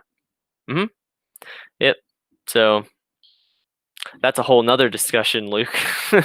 I'm not gonna go into that, but yeah, I don't know if it still applies, but um, that is definitely an interesting take that some people have for Go Battle League because they either it breaks the queuing system. Okay, yeah, no, that makes sense. So yeah, because yeah, mm, so that's why. Okay, yeah, that makes sense. That's interesting. That is interesting. So it resets your rank um, at rank, or resets your invisible MMR at 8, and then um, yeah, but now it's with rank 9. You get your MMR. So the invisible MMR refreshes at 8. Um, um, that's interesting. So I don't think I mean, it kind of works still. You can progress at least the first few ranks by starting early or later, but I honestly don't think it matters because if you play consistently, like if you have a person that plays consistently throughout the season, and you have someone that starts later, you both meet, like, you both have the same endpoint. So Right. it's like, yeah, I don't know. It's the same endpoint. I think that one of the most interesting questions as a egomaniac is, what is your prediction whether Jiggly will make rank 10 this season? Whatever 100%. And this is meant to be an objective question, Not biased. not to get an Ethan positive response. Do you have have they pushed the data yet as far as how many wins? Not at all. I think do you think it'll even be in the Game Master, or do you think it'll be entirely on the back end where we can't see it? What if it's on the back end and they continuously update it? So it's like they're dangling something in front of us, and then they move back a little bit, and they're like, "Oh, you gotta get it! Oh, you're so close! Nope, that's not it."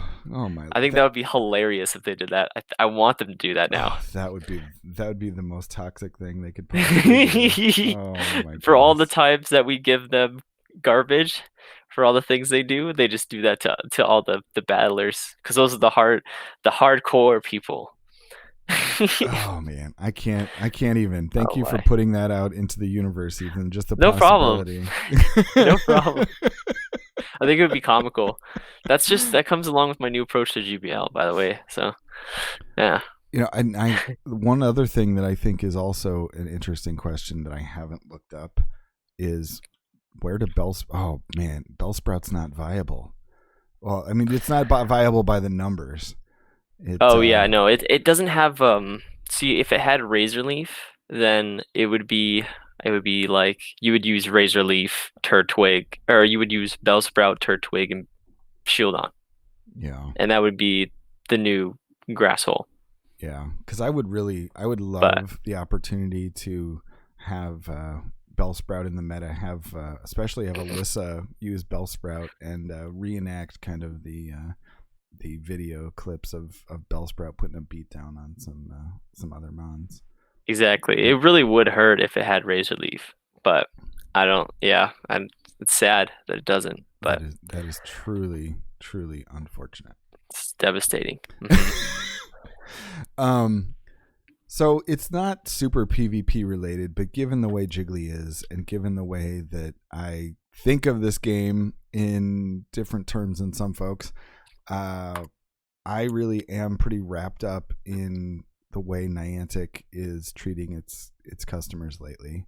And I don't want to get too buried in the sponsorship stuff, because I think we talked about it beforehand.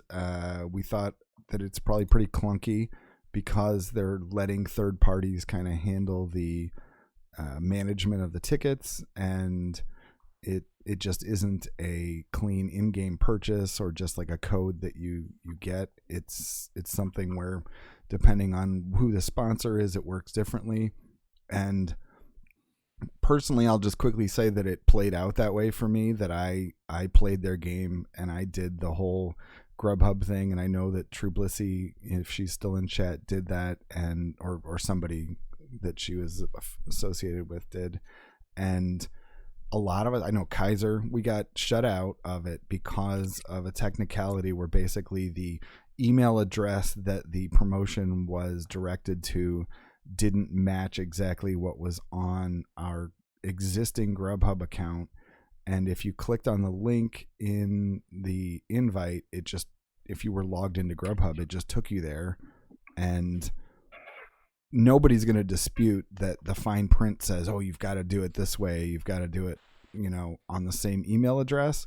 But honestly, that's not a way to run a promotion. And if your system allows someone to click on a link that is not associated with that account and follow through on the sign up, then they should get some sort of, warning bells and say, like, this is not the account that this is meant for, or whatever. But the bottom line was they wanted people signing up for Grubhub, and they really cared very little about whether people got their code on the back end. And there were some people who got it worked out, but for the most part, it had to do with just things being done a different way. Like if somebody legitimately failed to check their spam and they deleted it, I got the sense that they were getting reissued codes, and that's fine. But essentially, those of us who clicked on the link and already had a Grubhub account but didn't use exactly the same email, they're just like, if they don't match, F you. And I mean, personally, I'm not okay with that. But yeah, that was that. It played out very much like I expected. And the idea that we were supposed to sign up for a service and trust that on a certain day an email was going to come through, and it was so easily forgotten, like what that day was going to be, whether you signed up with this email or that email. And I just don't think that they should ever run a contest where they don't have more control over the manner in which it's delivered. So yes, and I will agree, KD469, I 100% agree that the event itself was not a big deal. Whether the event was trash or not okay, I've got some feelings on that as well. Like, I don't actually think it's that big of a deal if they run events like this. I think that just like they can run events that are catering to a PvP audience, they can run events that are catering to a shiny collecting audience, they can run Go Fests and Safari Zones where people are willing to shell out some money, and in some cases it yields them a benefit, but in most cases it's like you do a Safari Zone because you want the regional, and barring Tropius, most of the regionals don't matter in PvP or raids, and so it's more of a vanity thing. And you make these little events that cater to people's desires, and if they do them, they do them. If they don't, they don't.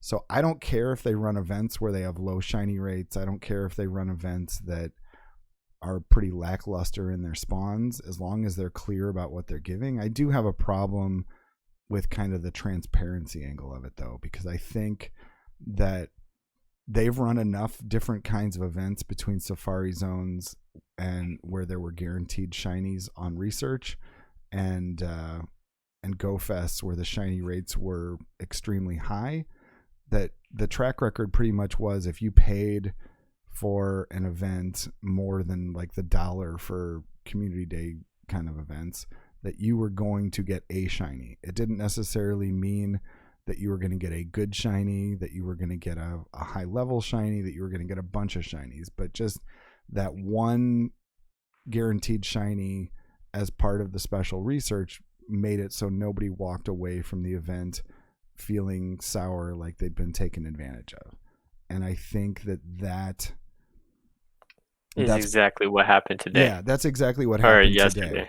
And so I think it's all about transparency and setting expectations. If you tell people what they're going to get in a special research, or tell people up front that they may not get something just because they pay, then it sets an entirely different expectation, and people can enter into the transaction with the information that they need to make an informed decision. But it otherwise falls completely into the same trap of loot boxes and other stuff, where people buy things having absolutely no idea what the odds are going to be when they shell out their money, and then Niantic is not forced to disclose those odds, and people make suboptimal choices, and I think that that's not cool.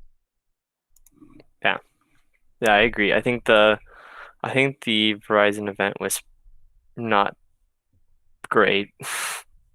I mean, I didn't get a single shiny. I mean, I wasn't expecting one, but I never expect shinies. But I mean, I was just thinking about it from like a customer standpoint, and like all the points that you brought up on Twitter, Jiggly, and also like other people I saw, like, Kaiser True Blissey. Well, True Blissey's was it her fiance? But from a customer standpoint, I don't think it's very, very good to have an event where the customer or the consumer doesn't benefit from the event, because then the consumer will probably not want to partake in anything that the seller wants to offer.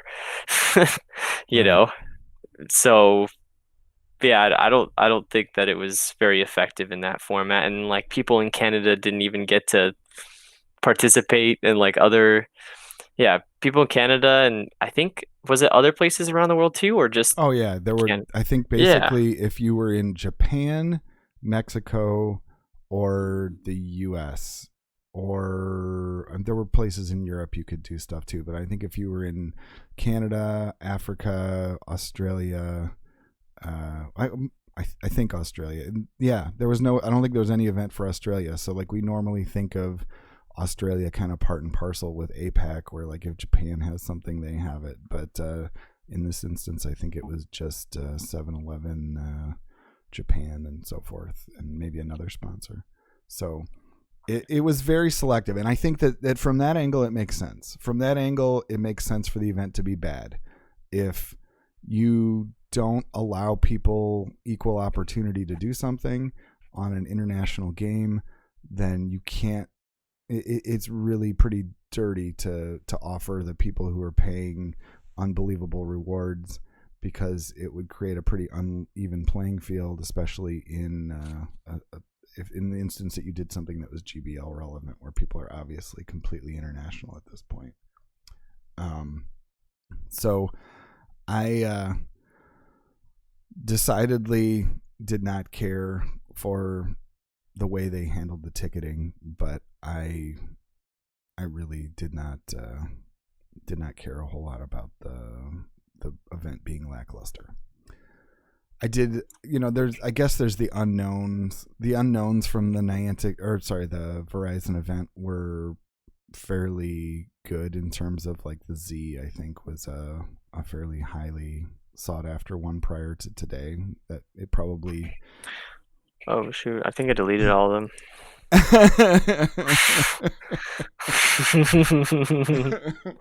Oops. Sorry. Well. Didn't mean to rub salt. I didn't know that was the case. Well, okay. I mean, honestly, I don't think that there's going to be a shortage because, given the fact that they did segment their player base and say if you didn't have Verizon, you weren't getting this event. I still think that it's going to be one of those things where so many people do have Verizon that there's going to be no shortage of Zs to be found for people who are looking for them. Yeah, that's fair. I don't think of unknown Dex collectors as being people that are that don't put effort into finding trades. They can find a Verizon customer a lot more easily than they can find a lot of the other things that they've had to find. Right. I don't think I actually got a Z. Did I? What does a Z look like? Oh, is that the Z? Okay, maybe I did get a Z. I don't know. Yeah, I think the Z is kind of a backwards looking thing, so it's kind of hard to even tell it's a Z. Yeah. So that falls into the category of how Niantic is treating its customers, and the teaser at the top, the thing I've been saying we're going to talk about, and that Blissey mentions is the A/B testing, the AR scanning stuff that was going on, and I looked into this after seeing the post on Reddit. I mean, honestly, that was pretty much the extent of the information that I needed, but I tried to get the author STWarK online to be part of the stream, but it apparently was 5 a.m. where they live when we started streaming, so that was not going to be viable. So the idea, for anybody who's not already aware, is that the accounts in Pogo are apparently each designated in different categories. We don't know the means for it. It could be completely it's probably some sort of number-based thing. Who knows? Some sort of cutoff. We haven't identified it to my knowledge. That if you are in group 1, then you get one set of rewards from the AR scans. If you're in group 2, you get another set of the AR scan rewards, and if you're in group 3, you get a third set.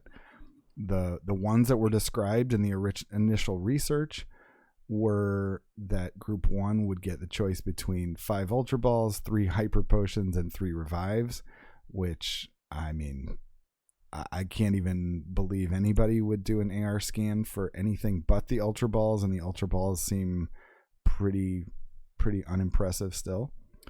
Group 2 had a fast TM, a charge TM, a silver pin app, a Dratini encounter as their possibilities.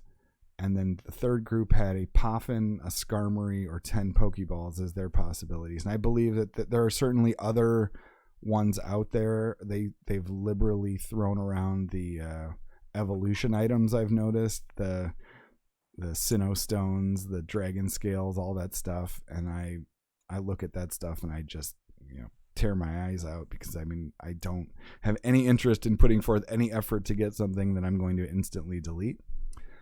But it really casts a new light on pretty much everything that Niantic does, in terms of just the fact that we now have what I would consider some fairly good proof that they do in fact segment customers not solely based on things that are disclosed to them.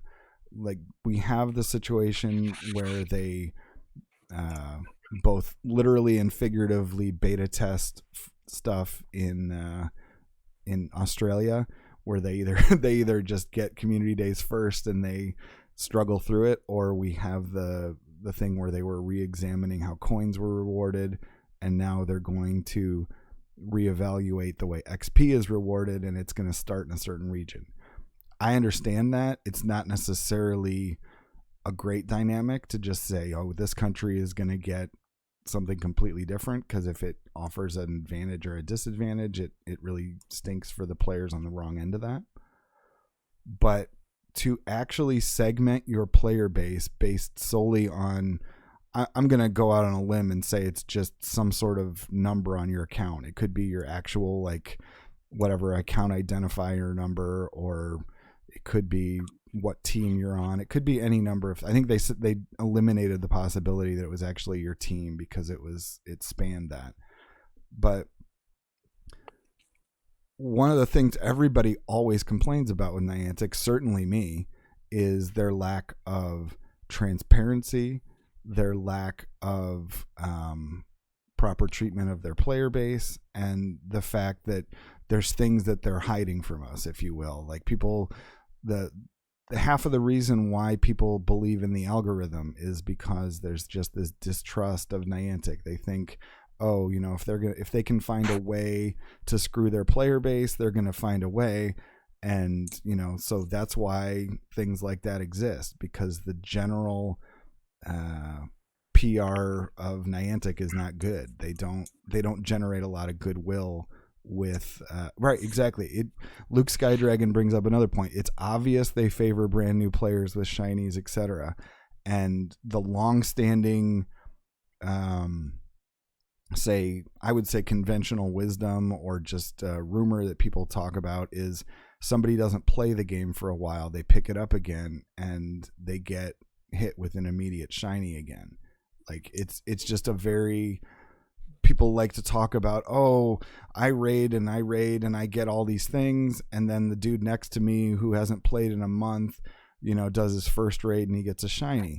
And I fully realize that some of that is anecdotal, some of it is confirmation bias, but it is something that I do believe exists, and I believe it's intended to it's intended to just hit the player's dopamine centers, and it's intended to have somebody who's coming back to the game instantly get just that shot of adrenaline, where they're just like, oh, this is why I like this game. And this is why I want to play this game, because, oh, I forgot how much fun it is to catch a shiny. And I have this thing that even the people who've been dedicated to the game a long time don't even have. And it really is a quick way of sucking in new players or returning players to just say, just throw them a shiny. And based on things like this, where it's actually repeatable and testable and discernible, where we don't just have to rely on anecdotes and hearsay and just like, oh, friend, my friend did this. Oh, I mean, all that stuff can easily be chalked up to other things, other factors, other reasons that things are treated that way. And so when we get this, I feel like it's essentially just giving us free license to take shots at Niantic and to be just as cynical, if not more cynical, than we've ever been. And so that's definitely where I fall on this. And if you really think about it, a lot of people were cynical about it right off the jump. People were saying, I don't want to do these tasks because Niantic's trying to figure out how little they can get away with to make us do free labor.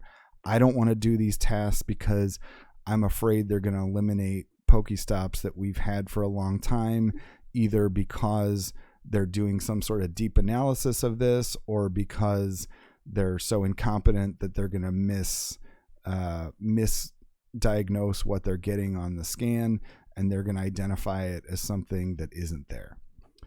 And those things, once again, purely anecdotal. Like, some people have said, oh yeah, it happened in my community. It happened in my community as soon as they introduced the feature. You can find evidence of just about anything anecdotally. You could say, oh well, in this one far flung place, this weird thing happened where Pokestops started disappearing as soon as the AR feature was entered, and it could have had nothing to do with it. It could have been somebody submitted a complaint about it, and it just happened to coincide. But once again, now you have this data that reinforces people's skepticism, people's cynicism, and it just gives us every reason to be negative towards Niantic. And I think that they really need to address that fact. I think that they need to be fair to their player base. A Poffin is both an expensive and profit generating item. It's something that literally effectively costs $1 each time. And if you are somebody who uses Poffins regularly, and you were willing to go out and actually work for them, I would be completely in favor of a system where every AR scan rewarded a Poffin, or every certain number of AR scans rewarded those kind of rewards, or elite TMs for every 10 to 20 scans that you did. These are real value items you could give to your player base that cost you nothing to provide, and would be reasonable compensation in terms of the prices that you've set in your own shop economy. And to insult people by saying, essentially it's like the completely low stakes version of discrimination. It's basically saying, based on the status of your account that you have no control over, you are going to be offered no more than 5 Ultra Balls for an AR scan, where your person that you're competing with can be offered a Poffin, can be offered other things which may be desirable. And maybe the fact that it's capped at a Poffin right now makes it not quite as big of a deal, because ultimately, a Poffin's not game changing. It doesn't alter your IVs. It doesn't do something you could never do another way. But it still demonstrates the fact that they're taking immutable characteristics of people. I know using the $5 words, but taking immutable characteristics of people in their accounts and saying, basically they're willing to choose customers and say F you to some of them, and say, congratulations to others, picking I will not get political, and I will time out anybody who gets political in chat, but one of the refrains you hear in politics is picking winners and losers. Nobody likes the idea that a giant hand is picking the winners and losers. They like to think that it's based on either the effort, the money, the commitment you have to a game, as opposed to just it's magic fairy dust. And so I think that, like so many things with Niantic, it merits a response. We will likely never see one. And to me, everything cumulatively that we have talked about in terms of the way that they've treated the game, kind of culminating in this, I feel like the contract of trust is completely obliterated at this point. They can't rely on that absurd statement they made in light of doing stuff like this. And that is my Jiggly rant. And I am curious to hear what anyone else thinks about that. Obviously, right now that falls upon poor Ethan, who is here in the crossfire, and Alyssa sitting in traffic for the first time, leaving us in a two-headed format. But did you have any thoughts other than just echoing that? Do you have any original other ideas? Well, I think Blissey does. Okay. I was reading what she wrote. That's crazy. I mean, I definitely agree that we could have a degree of Stockholm syndrome, but yeah, that's interesting. I never really thought about it like that. No, you're good. You're good, Lissy. I never really thought about it like that. We could definitely have Stockholm syndrome towards Niantic.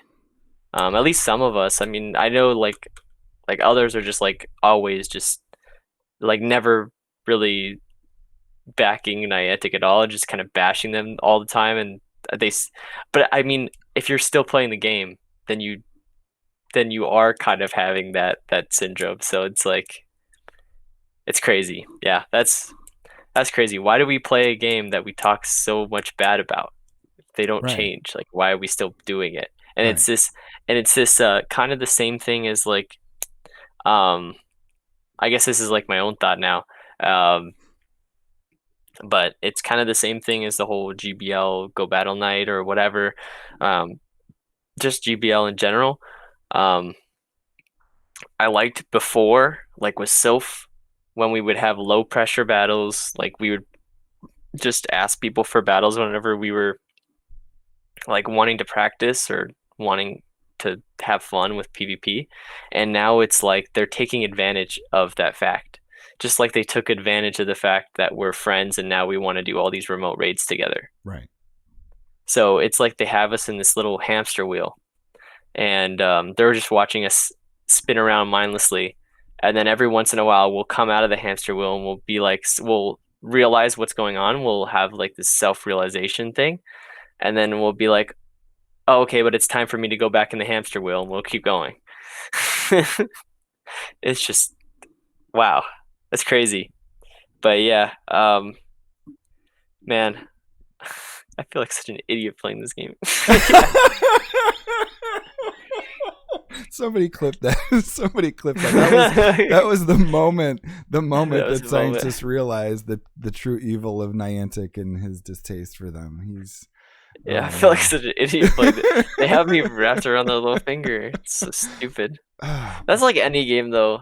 Let's be real. If you get invested in any game, but you're like that. It is, and that is the refrain that like it all comes back to the refrain that I keep on making recently, which is the only reason I play this game is because it was different. The only reason I play this game is because it wasn't like that originally. It was able to leverage the same kinds of psychological triggers in order to get you to do things that were beneficial. And now it's like all of those times triggers, are tough. All of those triggers have been turned around to the point where the only thing that those psychological triggers are doing are forcing us to engage with the game more than we want to. It used to be we begged for ways to play with the game. We're just like, what do you do? And now it's like too much. Yeah, we're just like, what do you do when you're at home and you want to play Pokemon? Like, you know, we need more spawns at home. We need more mechanics in the game. We need the ability to play with our buddies. We need this. But now it's gotten to the point where like the entire game exists. It's too much. Right. It's just it's a time sink. It's just like if you want to engage fully in almost any of the angles of the game, whether it's the buddy system or GBLs or collecting shiny opportunities, like think of the number of hours that you could spend just trying to maximize your chances of getting a Shadow Skarmory and how little the likelihood of that is. Think of the number of hours that you have to spend to overcome the benefit provided by one Poffin, which equals $1. You can essentially spend way more in gas than you spend for a Poffin to like drive around town and find opportunities to do all the interactions and things that you need to do to excite your buddy without a Poffin, and you've spent that time, and it's all, they equate it to $1, so it makes it easy for you to decide that it's worth it to do that, or if you don't, you're just at a disadvantage. And oh my god, I'm just having like a moment where I just like I've come out of the hamster wheel. No, it's crazy, and I honestly think that the worst part of it is that I think that there is some truth to the fact that we all thought Niantic was incompetent for a really long time, and I think that them getting and they're so devious. Well, and I think that maybe they weren't devious at the beginning. No.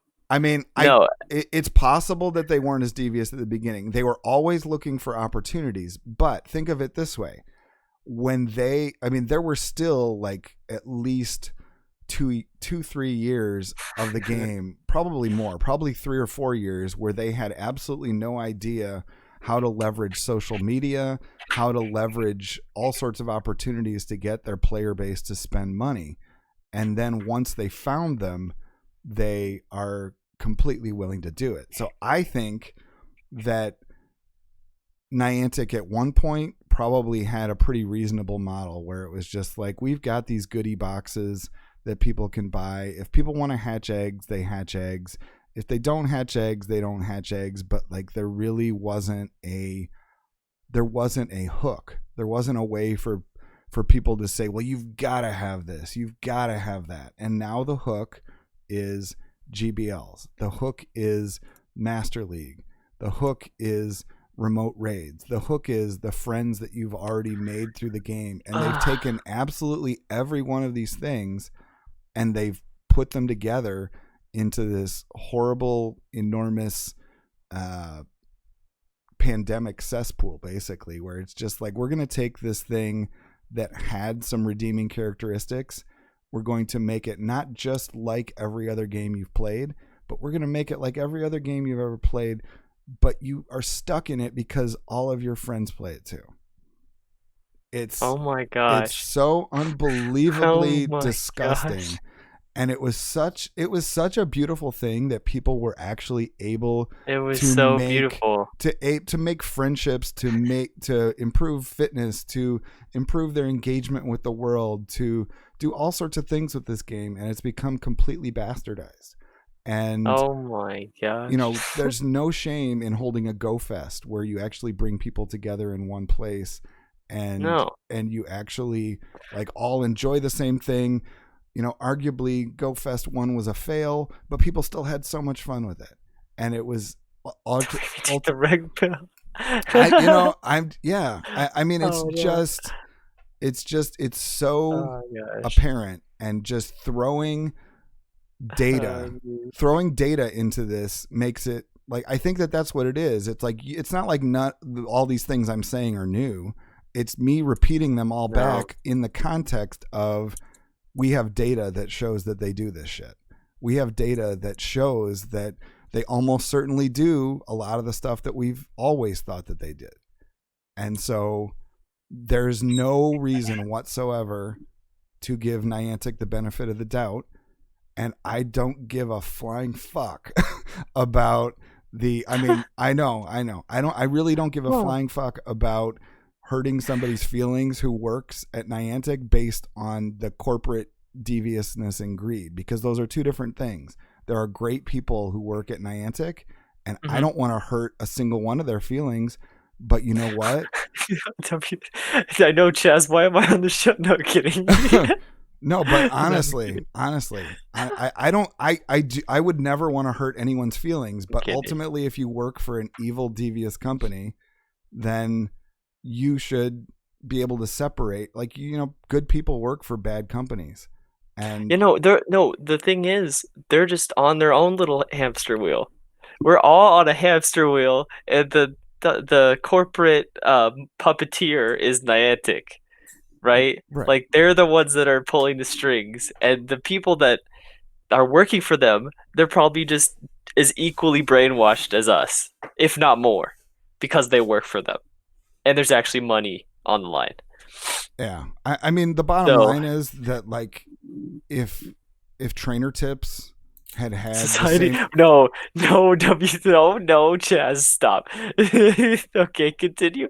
So think of this hypothetical and add this into the mix. If Trainer Tips had been unable to get a code for the Grubhub event, what do you think the result of that would have been?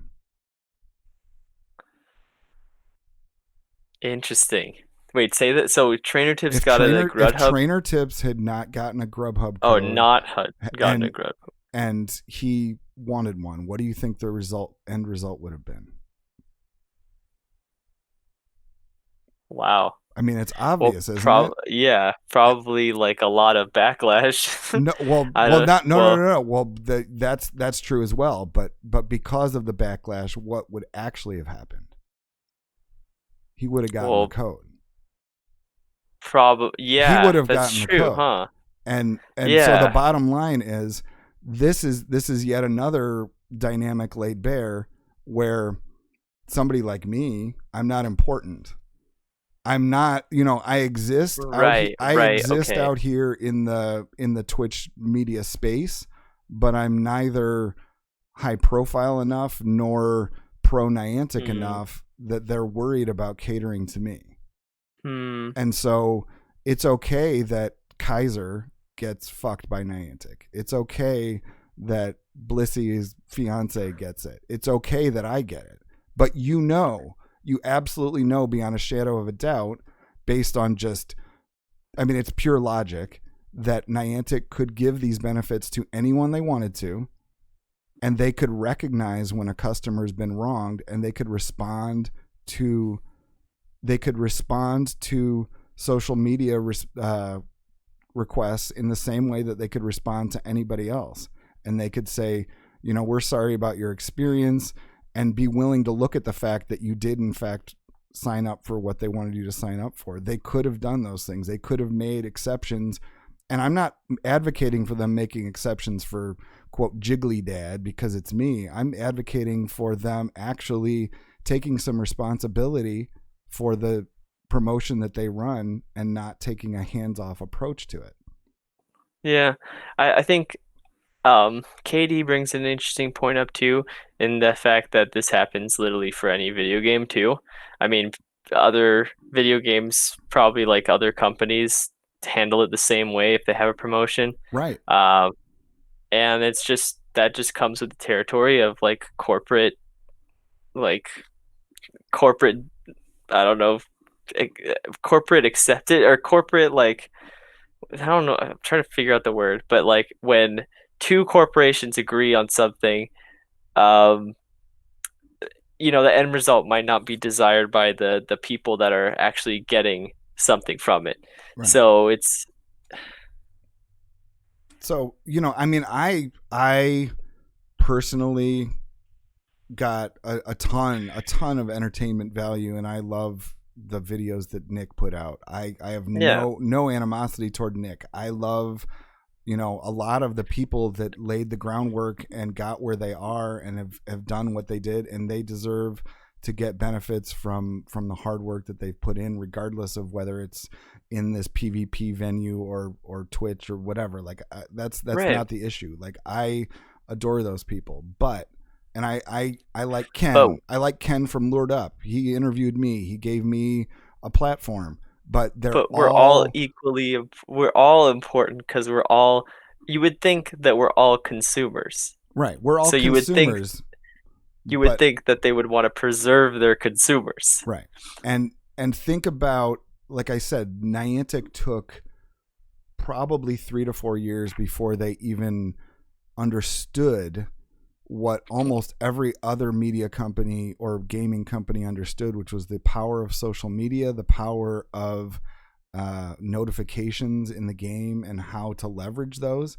And so it took them forever to do it, but now they're happy to do it. But what they haven't done, and just like every other game, is they haven't taken responsibility for what they put out there on social media. They make a mistake, they don't take responsibility for it. If one of their employees makes a mistake, they don't take responsibility for it.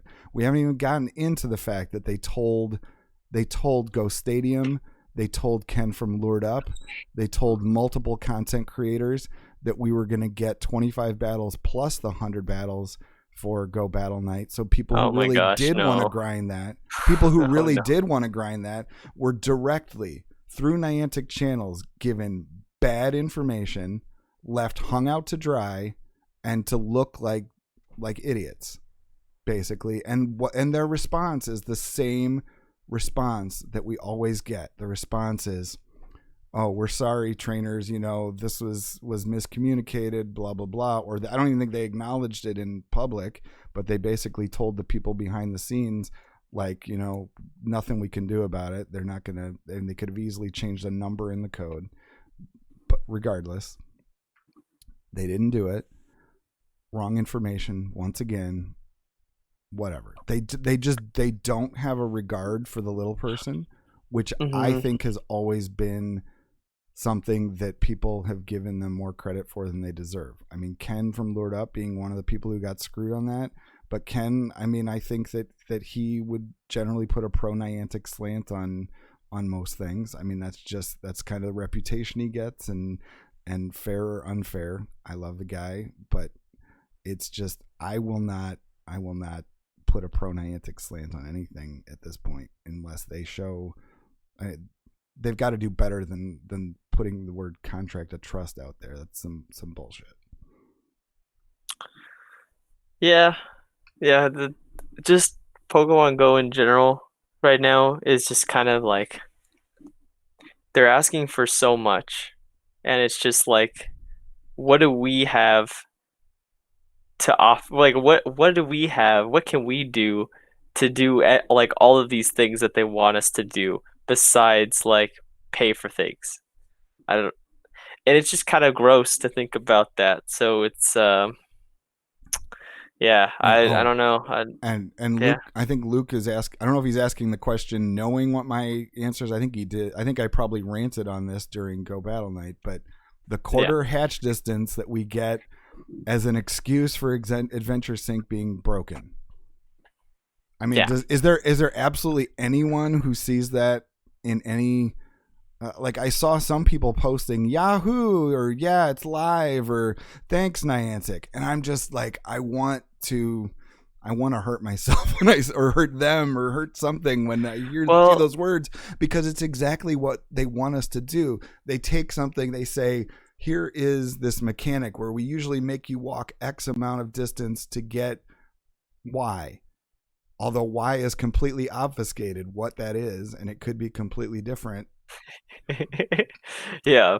And Uh, it's nuts. yeah, that's just confirmation that there are people that are, that can be zombified. Like anyone can be zombified. It just depends, or it just the degree to which they are zombified is not defined. So, these people on Twitter that are saying, "Thanks, Niantic," they must not they must be either A, new, or B, they're just so mind sucked by this game that they just don't even realize what's actually happening to their wallet or them as a person. Which, I mean, I can't blame them because like it's pretty scummy how things have turned out with in terms of Niantic and their game and how they've kind of finagled things around to make it so it's super like you have to pretty much pay to not pay to win, but pay to not miss out, and Right. that's really dumb. And I am speaking from GBL zombie experience, yes, but um yeah, but yeah, that actually should be my username because I'm a part of Gen Z, so yeah, that should be my username. Oh. But uh I saw, oh yeah, I think I saw, well, first of all, National Bowler, a good idea for a de-stressor would be anything besides Pokemon Go. And then, well, unless you're okay, so I will say something about going out and grinding because I do think that's a great way to de-stress. There's really nothing wrong with catching Pokemon in this game. Like, if you're doing it, like it can be zombifying, but if you're actually doing it and it's like, you're going outside to your favorite park or you're walking your dog or, you have a moment to like look up or like do something else and like look at your surroundings or do something else. It can be really nice during your grinds.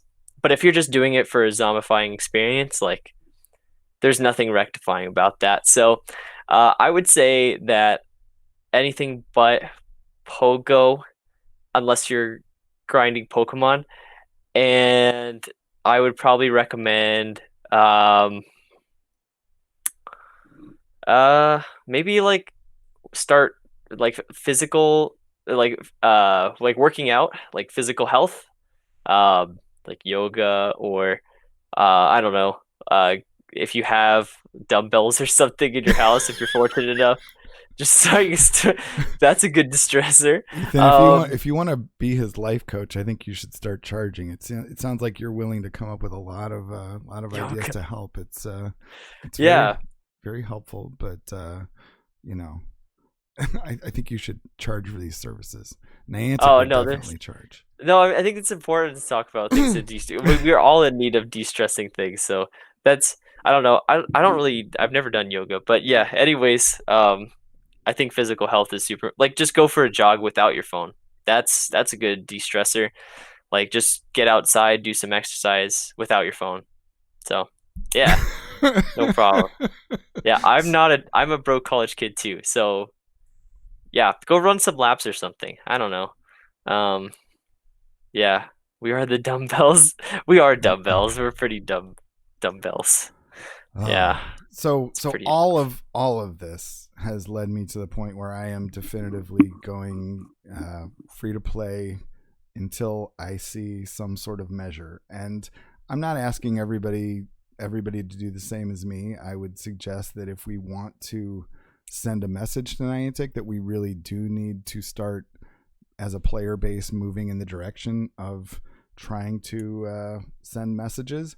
I understand the argument that there's just a grinding casual base that is always going to spend money, but we do have, I think, more of a voice and control than we necessarily give ourselves credit for, especially if you can get larger content creators on the bandwagon. I mean, I know that JR Skater is doing a free to play, and he was talking about potentially FP Sticks getting in on it. And I don't know how far it would go, but I know that there is skepticism that goes well beyond just the smaller content creators like myself. And I would love to Mm. see some sort of coordinated effort. And what I think really would need to be done is to like establish something, send back an open letter to Niantic and basically just say that the contract of trust is broken and that they Oh need yeah, contract of trust. Yeah. that I mean that those were their words, throw them back at them Yeah. and force them to actually address it with some sort of concrete response that addresses some bullet points. I don't know. I don't know how you come up with that. I may draft something myself, but I hope that other people can see that that things are not in a good place, and certainly no one needs to convince Max and Chaz of that. They think that I'm coming to an obvious realization now. You're But preaching to the choir. right, but hopefully we can get something rolling and Yeah. deal with that. Yeah, it's pretty silly that they've been doing all this stuff to us. Um, it's like I already knew, right?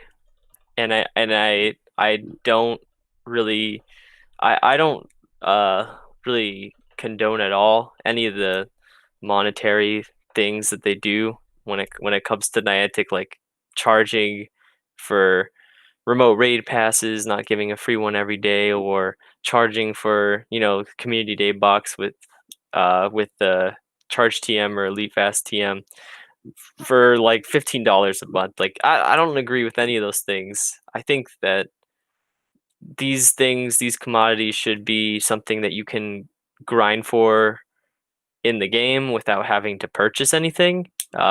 Besides raid passes, obviously. Raid passes, the remote raid pass thing is like such a it's such like a money grab. It's not even funny. So it's gross. So yeah, I came out of my hamster wheel to say all this, and then I'll go back in. So yeah, but I might actually too not spend a whole lot in the future, just because of all this stuff that's been happening. I really I don't really see a point to spend that much. right now, anyways. Well, I mean, And there's always going to be a reason, and I'm really, really antsy about the Pokemon Home aspect and how that's going to play into everything. right, I don't know. I mean, for in terms of if they bring Dialga and Giratina back right after I say this, we know they listen to this. They listen to this Twitch stream. They definitely do. Because if they bring Dialga and or not Giratina, but just Dialga, if they bring Dialga back in raids, like within the next 3 months, um, uh, I don't know what to say. They're gonna empty my bank account, but um, So Scientist is convinced that that despite the insignificance of Jiggly, that there's some sort of mole on the inside that watches the stream and just watches to see how they can manipulate your every need and desire. oh, there's definitely a mole. I mean, if there's a mole, he's gonna bring back Dialga in the next 3 months. This is- And it's gonna be a prediction. So you oh think man, you're laughing now, but I'm the laughing bank because account won't be laughing. I'm really trying to analyze what's going on here. Is it that you are really pitching this theory, or is it that you're trying to engage in reverse psychology by actually asking them to bring it back by telling them they won't do it, like daring them, like I dare you? I'm doing both. I'm doing like a mixture of both since they love psychology experiments and we're their psychology experiment. I'm doing a bit of both. So I'm like testing the waters a little bit. So, you know, yeah, we're their little psychology experiment. So I'm gonna give them a little psychology experiment of their own. And you know, I triple dog dare you to bring Dialga back in raids in 3 months. Oh You won't, man. Niantic. You won't. I Yeah. it'll be I interesting. honestly like it's it's so gross. Just like the business model. I like if there is a mole watching this, I'm sorry. You've been brainwashed. I don't know what else to This say, is the but you've best been episode of brainwashed. Bellsprouts ever, just because of the things that Ethan is saying. You've been brainwashed. Yeah, Oh, there's moles. if there's a I mole mean, watching, he's talking directly to you. Oh, this is I so see you, great. mole. I see you. I see you. Oh god, what is Come out. Alyssa? What is Alyssa gonna think when she sees this episode back? She's gonna just be like, Convert "Oh the god, I can't leave them alone." mole. The mole. We're gonna add the mole. Yes. Yes. Oh man. Oh We wow. got the mole. He's Wait, here. conspiracy theory: Alyssa is the mole, and that's the only reason that we haven't said all this stuff until now. Dang. What if you're the mole, Jiggly? What if I'm the mole? I'd be a shitty mole because I've been talking shit out of my mouth like the last month or so about Niantic. You're like So. reverse psychology, all of us. Yeah, Chaz could be the mole. Could be the Maybe. mole. Yeah, Oh but man. like actually if Dialga comes back, then like that's my only excuse for probably you know what? You know what I've been spending money on? I've actually been spending money trying to get hundos from people that I appreciate from the community. So that's what I've been like really spending money on. Like if I get a raid invite, let's say from like yourself, Jiggly, or like you know someone else that I really do appreciate and would like a hundo from, uh, then I'm accepting the invite. So, um, yeah, that's what I've been spending money on. Right, So, and that goes back to the friendship monetization. And I wanted to bring and the this FOMO. right, but I want to Yeah. bring this up in a very concrete way because Yes. Go ahead. I was not hesitant at all to open up the remote raid channel when it started because I recognized it for what it was, but Hmm. I thought that, given that we are generally a group of folks who are willing to spend money on the game, like I would much rather spend money on the game participating with people that I, enjoy, that I'm connected to, so forth, as opposed to just, you know, not raiding or not spending my daily or passes unsolicited invite. Right. Yeah. I've gotten to the point now between the broken remote raids that still constantly give me issues, Mhm.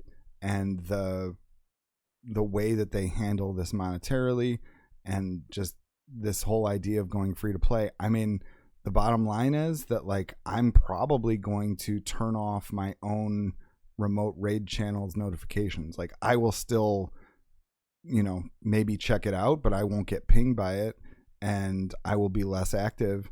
And if one is free to play, then essentially it boils down to the model that they've given us, which I find completely unacceptable, is what is it? One remote raid pass each Monday. Yeah, you can't even get a raid from your friend in like wherever. Right. Because you're free to play. Right. So I've got the ones that I've got.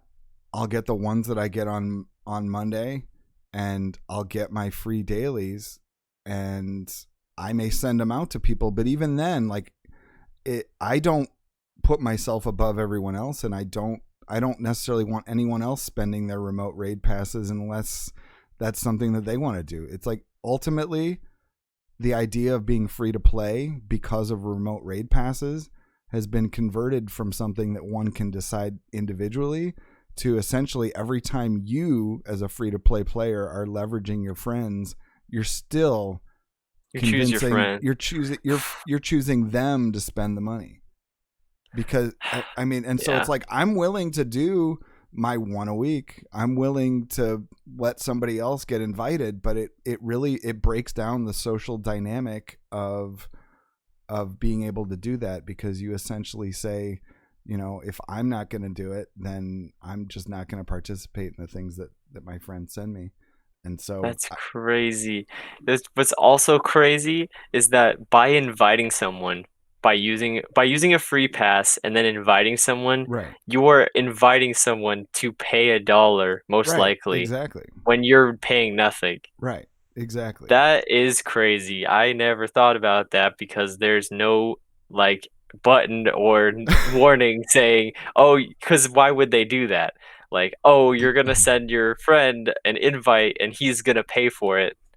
Like, oh, you just don't realize that sort of thing because people pay for raid passes. But like these raid passes, you don't really get very often at all. And if you do, you're usually using it on like a level 1 or something, maybe. I don't know. And, That's how I operate. and something that just occurred to me. I've been thinking about this in a lot of different lenses. I think about it as a player, as a content creator, as a parent, and now I'm thinking about it as, well, I don't talk about it on stream, but I'm a fucking lawyer. And so I think about it from a legal angle. And from a legal angle, I've honestly been trying to think of ways that we could file a class action lawsuit against them. And or not even a class action, like literally one of the things that infuriated me most as a parent was the way that they made this game so unfriendly to children accounts early on in the game.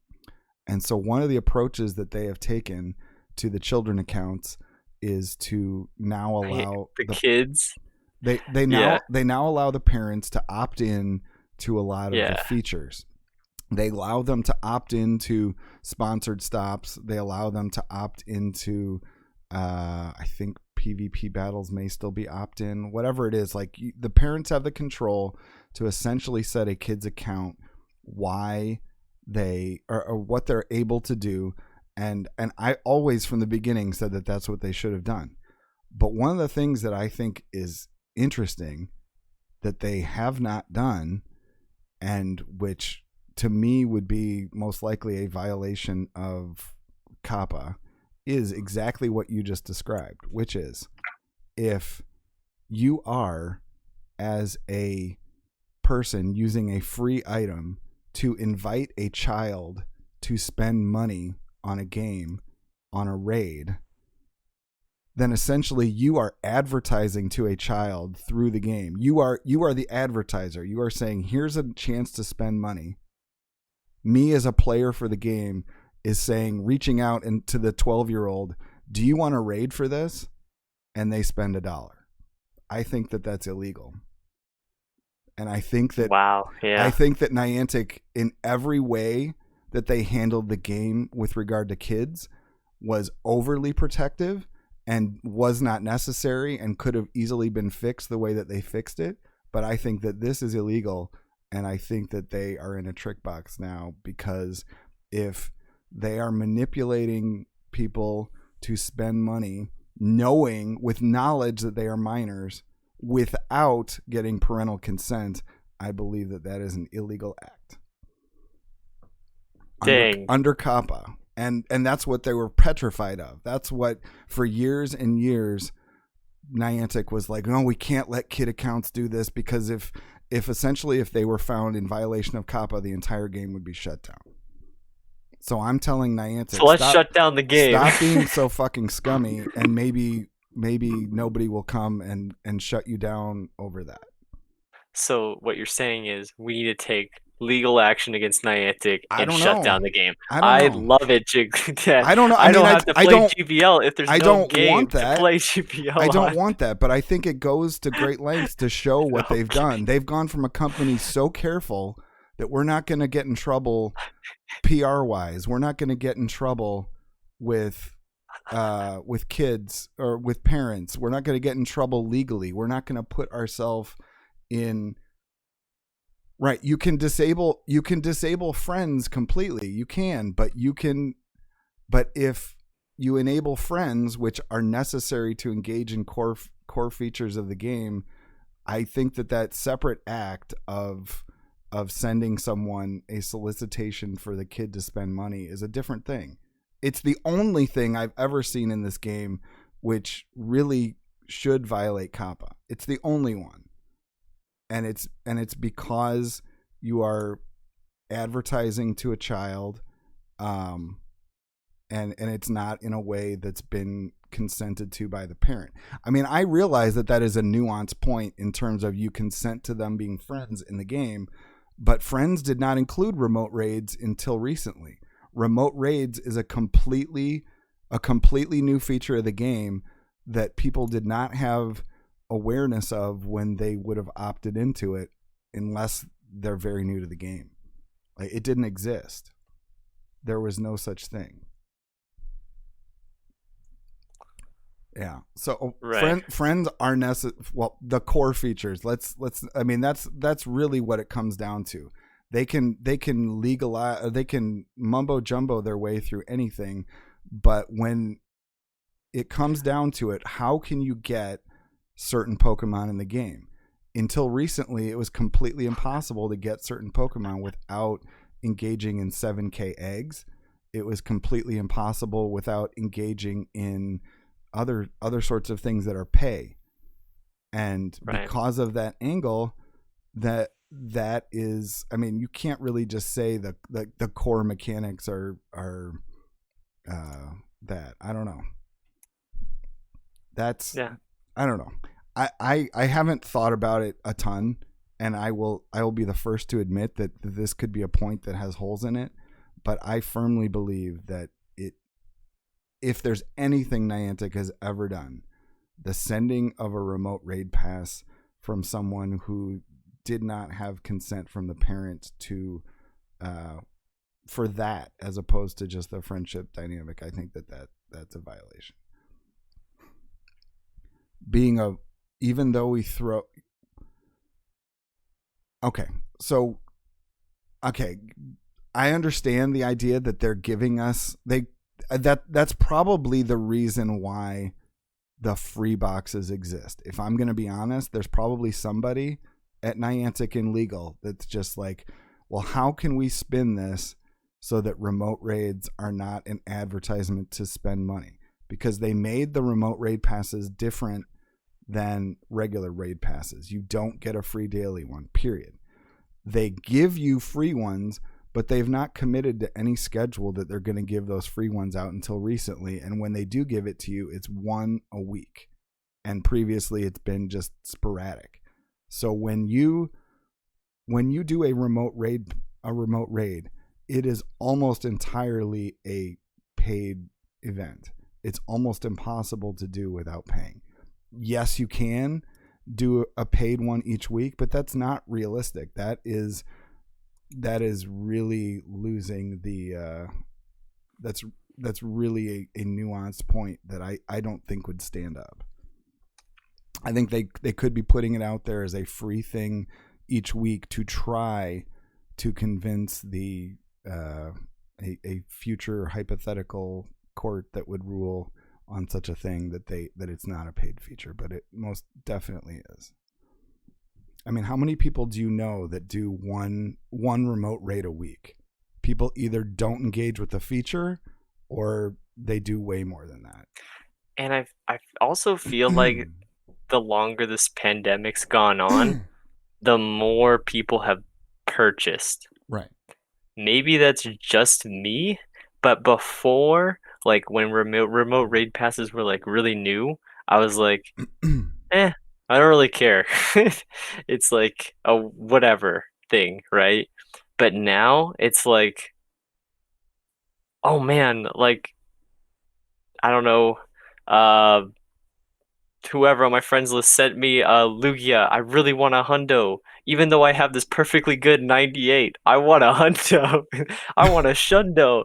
And it's like, wow, like have we really come to this? Like I feel like we're so in need of dopamine that they're taking advantage of that, Right. because there's like things are getting worse and worse with like just things in general and with the pandemic, and it's like the future's kind of grim and we just need dopamine, and they're realizing this and they're taking advantage of it like we said before. So and it's just the whole like FOMO thing. Like if you think about it, like if people didn't spend money, realistically, like all the free to play players or the people that don't have gyms near them, they probably only got, if they were lucky, they got a Reshiram and Zekrom. Maybe. That's crazy. Right. Like, that's a new Pokemon. They didn't get it because they are free to play and couldn't go outside because of the pandemic, or didn't have anyone on their friends list to send them the remote raid pass. You know, it's just, yeah, we're out of the hamster wheel right now, Mesh, for sure. I mean, like I wasn't warned that this was how this was all going to go, Jiggly. Why you didn't prepare me to take the red pill? What's going on? No, I'm okay to take the red pill. Honestly, I'm one of those people that just takes pills, you know. But I'm not those are words I never thought I would hear come that out could of be Ethan's taken out mouth. of context. I take both. No. But like I don't know. It's okay to don't clip it. If you do, just don't send the link to Mama Scientist. Oh no, I don't take pills. I swear. No, I don't. Dang it, you guys are all bad. but see, that's the thing is that you know they're talking about what about doing the gym system to get a remote raid pass. What about this? You don't have to do it. As long as somebody could make a viable explanation for how you could play this game for free in the manner that it was set forth, right? And people could say, oh, if you get all your daily gym coins, you can get a community day box each month. You can do this, you can do that.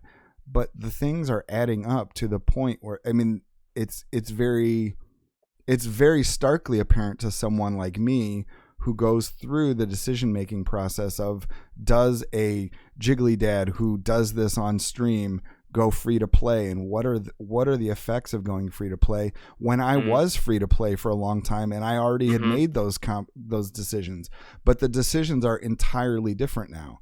You could not, to my understanding, go just getting the 50 coins each day from the gym system, assuming you wanted to invest all of that time and energy in your local community allowed. You could not buy both community day boxes this month, I don't believe. I don't think it's even possible.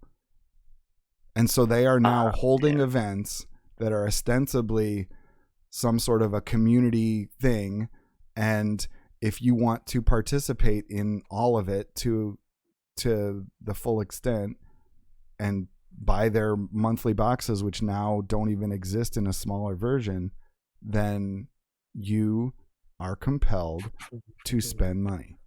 And when you take alongside that the new system for rating, the remote rating system as the de facto system for rating, where most people are not doing it in person to the extent they are doing it remotely, and the remote raid passes are a distinct separate entity, you are charging your players in a way that you have never charged them before. And it's absolutely undeniable. You are charging someone money to engage in the core parts of the game. And it's the slippery slope kind of bullshit argument that I was making back when they started charging $1 for the special research on the things. And we all said, almost to a person, I'm willing to pay Niantic for a little bit of an extra because I recognize that I am a super fan, a completionist, a hardcore player. Like, I'm willing to get a little bit something extra for $1 each month, and I don't really care.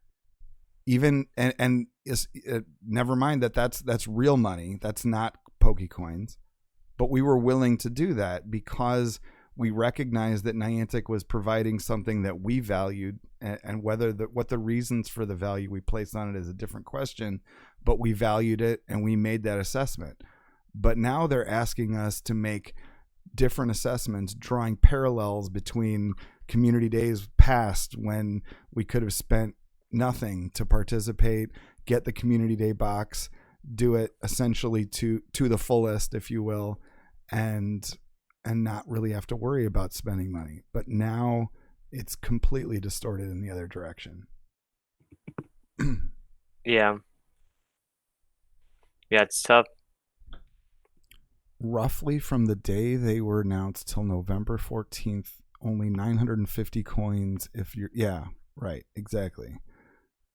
Right, you can't... It's not possible. Yeah. All right. The darkest level content creators pay to have the privilege of advertising for Niantic. So the short version is, if you are here, if you are someone who sticks around for my content and you are actually invested enough to sit there and chat, listen to me, talk back to me, and you wonder why I'm not responding to your remote raid invite, it's not because I don't like you anymore. It's not because Jiggly's gone MIA. It's because that is the consequence of trying to go free to play and trying to demonstrate something to Niantic that I think needs to be demonstrated. And most likely my plaintive cries will be completely ignored and I will not make a dent in the system. But I encourage anyone who is listening, watching, is thinking any differently or any more firmly about this, to spread that thought process and actually get to the point where we speak back to Niantic with our wallets and tell them that we're willing to pay, but we're not willing to pay anything remotely close to what they are attempting to extort these last few months. And I'm not saying that everybody does. I mean, there are people who are free to play. There are people who do it right. There are people who just don't bother. And a lot of those people have unplugged. A lot of them haven't. But there is, I don't know, there's just an incentive to do things like pay money to them like there never has been before.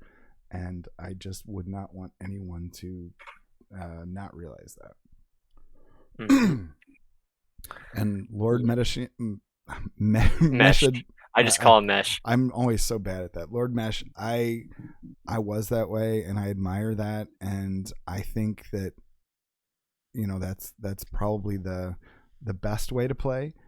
But I took the approach that I was willing to give Niantic money when they were delivering things of value, and now I'm not. Mm-hmm. So yeah, I respect that, Mesh.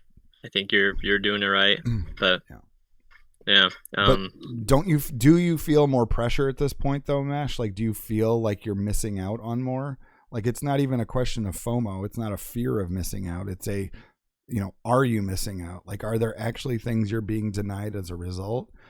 I mean, do you feel like That's a legitimate question, yeah.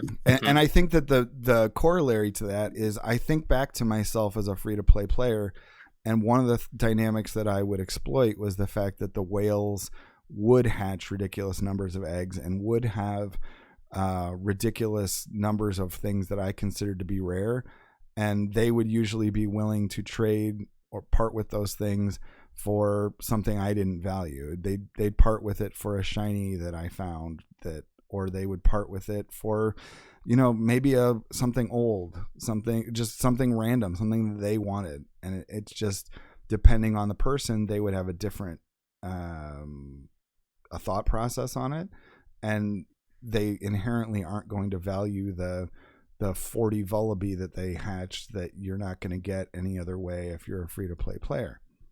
And so I'm curious now, in the context of they're not giving us remote trading and the pandemic, and a lot of our friends lists, certainly our friends lists, have always been kind of not necessarily all IRL people, but I would say for most people, their friends list have probably migrated towards distance people, because they want to do raids in other parts of the world. They want to do all sorts of like cool things that have been enabled by the game. But I mean, how many people do you think that weren't necessarily big PvPers now, that didn't have the ridiculous situation going on like we used to have in remote lobbies, where we had to get to ultra friends with like 20 people at a time?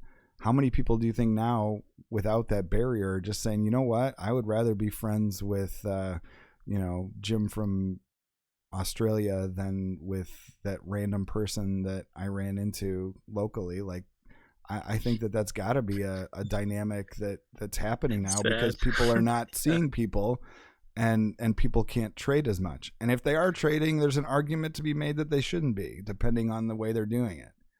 Low friendship. Yeah, I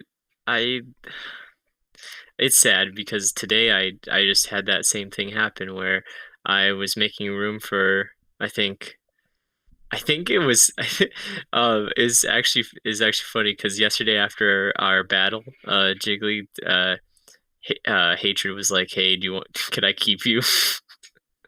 And so I deleted one of my locals that I don't really see very much anyways, but at least not recently. But it was still sad, because when you hit that delete button, you feel like all the memories kind of fade away. It's kind of sad. But I'll still, like, he's still like a friend of mine. It's just he's not. I won't see him there. It's not a constant reminder that our friendship is still there. So, because I like looking through my friends list and see like all the people that in my local community. So, yeah. I don't. Right, oh, there's a dot. Yeah, it's a dot. That's why he got timed out. But yeah. I'm gonna have to figure out if I can tweak the stupid Streamlabs bot to stop doing that, because maybe figure it out. That's been something that's been happening that I've never quite looked into. I apologize, Yuri. Good. But Mr. Mime, there you go. The poor Mr. Mime. Yeah. But ultimately, what I'm trying to point out is that when I think about it, I think as a free-to-play player who cares about PvP, I'm limited these days with the people that I actually get to trade with. Like, it's a lot harder to arrange getting together with somebody to trade. And when I do, depending on, if I do it, it's going to be done in a responsible way. But, not everybody's going to. So there's an argument to be made that there are things that you cannot get free to play in certain circumstances without doing things you shouldn't be doing, essentially. Getting together with people that you shouldn't be getting together with, creating transmission vectors, and essentially just, I don't know, the things you used to do aren't really the strats that you can use anymore in my mind. So I don't know how I would get a Mandibuzz or Poniard or whatever if I had not previously spent a bunch of money on the game. And so, yeah, Niantic has always created incentives to break TOS by account sharing, multi-accounting, all that stuff. They don't care. There's a reason they don't care. But there's a contract of trust. Oh, contract of trust for sure. Contract of breaking TOS. Yeah. And I'm not, that's the thing, Lord Mesh. I am not in any way, shape, or form saying that you personally can't do what you need to do free to play. I'm saying hypothetically, for some people, there are no ways, or there are very, very limited ways that one can engage in the game in a free to play manner without doing things that are questionable in this atmosphere. Welcome in, Need for Speedy. It is great to have you stop by. Glad to see you drop in. We have been completely negative and toxic for maybe, well, not toxic. We're not toxic. Jiggly's toxic. I'm toxic. But I'm not. I'm dropping F-bombs. I'm saying all sorts of negative things about Niantic, and I'm just kind of here. He's here. He's taking the red pill. He's a little. You can see the towel. What you can't see, or I don't know if it's a blanket, but I'm going to say it's a wet blanket, and that he's got to use it. He's got to use it to cool down after the amount of heat I'm hiding that's this coming red off shirt. of his body. What's that? You're hiding your red shirt? My red shirt because I took the red pill. Oh yeah, and Need for Speedy. I 100% miss my community as well, and I miss the opportunity to actually meet people. And as much as I do, I won't let Niantic serve as a proxy for that by saying, well, you miss those people, but the next best thing is you can get them to spend $1 with you and get a legendary that you're going to transfer when it sucks. I mean, I'm just, yeah. So I'm done with that. I almost feel like it's empty to switch to any other topic at this point, even though there are other things. I mean, we could quickly scan the leaderboards. Certainly, we still have on Sylph Hot Pocket sitting on top, V Tenacity number 2. I don't know if there's any new game or names on that list. Dylan has fallen down to number 9, but he's still holding tight with his 64% win rate and 75 battles. Dylan the Grinder. He's definitely gonna. He's so did we mention the hamster wheel? Oh boy, I think that Ethan's just throwing shots now, declaring that that Dylan is a hamster. No, he would accept that. He would accept that. On the GBL leaderboards, I don't recognize a whole lot of these names, if I'm being honest. I think I saw Aravel. Wasn't that the person you had the pleasure of playing in Go Team Up this week, amongst others, Scientist? Playing in what? Wait, I missed that last Didn't part. you play Aravel? Oh, yeah, I did. Yeah, I did. So Aravel's at number 5, and that's the one person I specifically recognize. Oh, on the GBL? On the GBL leaderboard, yeah. So I just, honestly, I look at these names and, like, it really... for number 5, I think I came pretty close. Yes. So at number 20 we've got Caleb Ping, which is clearly a well-known name, and I never come close. But I just FP Sticks at number 27, and I'm sure we'll start to recognize more of the names. Well, I guess we won't start to, because the season is over and we'll get a reset. We will see what this leaderboard looks like next season, but Auburn with 4 N's at the end finishes the season as number 1, and I mean, they could be an amazing battler, but I don't know who they are. But my boy Jay's on there, right? Jay Stacks. Jay Stacks is number 2. Yeah. Let's go, Jay. You have to tell me about. You have to tell me about Jay, because I honestly don't know. Jay is from Colorado. He's with FP Sticks. And I started watching Jay. I think before GBL, like during the Sylph days, we would practice. Like I added him on my, added him to my friends list like during Sylph, and we would scrim for like Sylph metas. And then GBL came out, and obviously, like we didn't really practice much.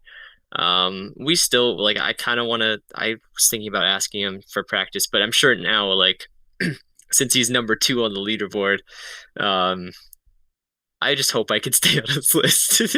But uh, I'm sure.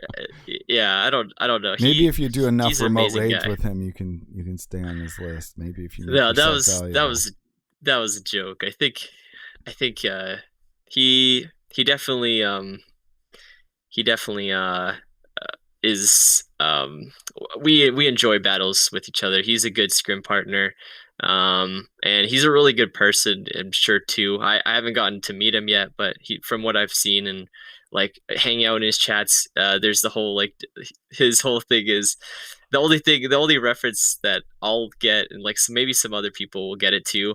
It's like it's a reference to his older streams where he says like, "Oh man, don't you guys miss the frozen J Robbins streams where he's out grinding and his face cam's frozen in like a awkward position of like he's like frozen, like his face is just like there. He's talking, but his face isn't moving. But but now he has like he just does PvP streams, and it's like I want to go. That's why I want to go back to the grinding streams, kind of because it's just it's not as much as of a hamster wheel, and I feel like you can actually have a conversation with chat instead of talking about how many fast moves it takes to get to a charge move, or if you'll go down by X amount of points if you go get an 05 in this set and you have to redeem the set. Like, I don't, I just, it's all silly. Right. And yeah, I can't believe I put pressure on it, but whatever. So I guess one thing we haven't talked about, which is highly relevant, and I don't think we actually know the answers yet, are that presumably we're going to get the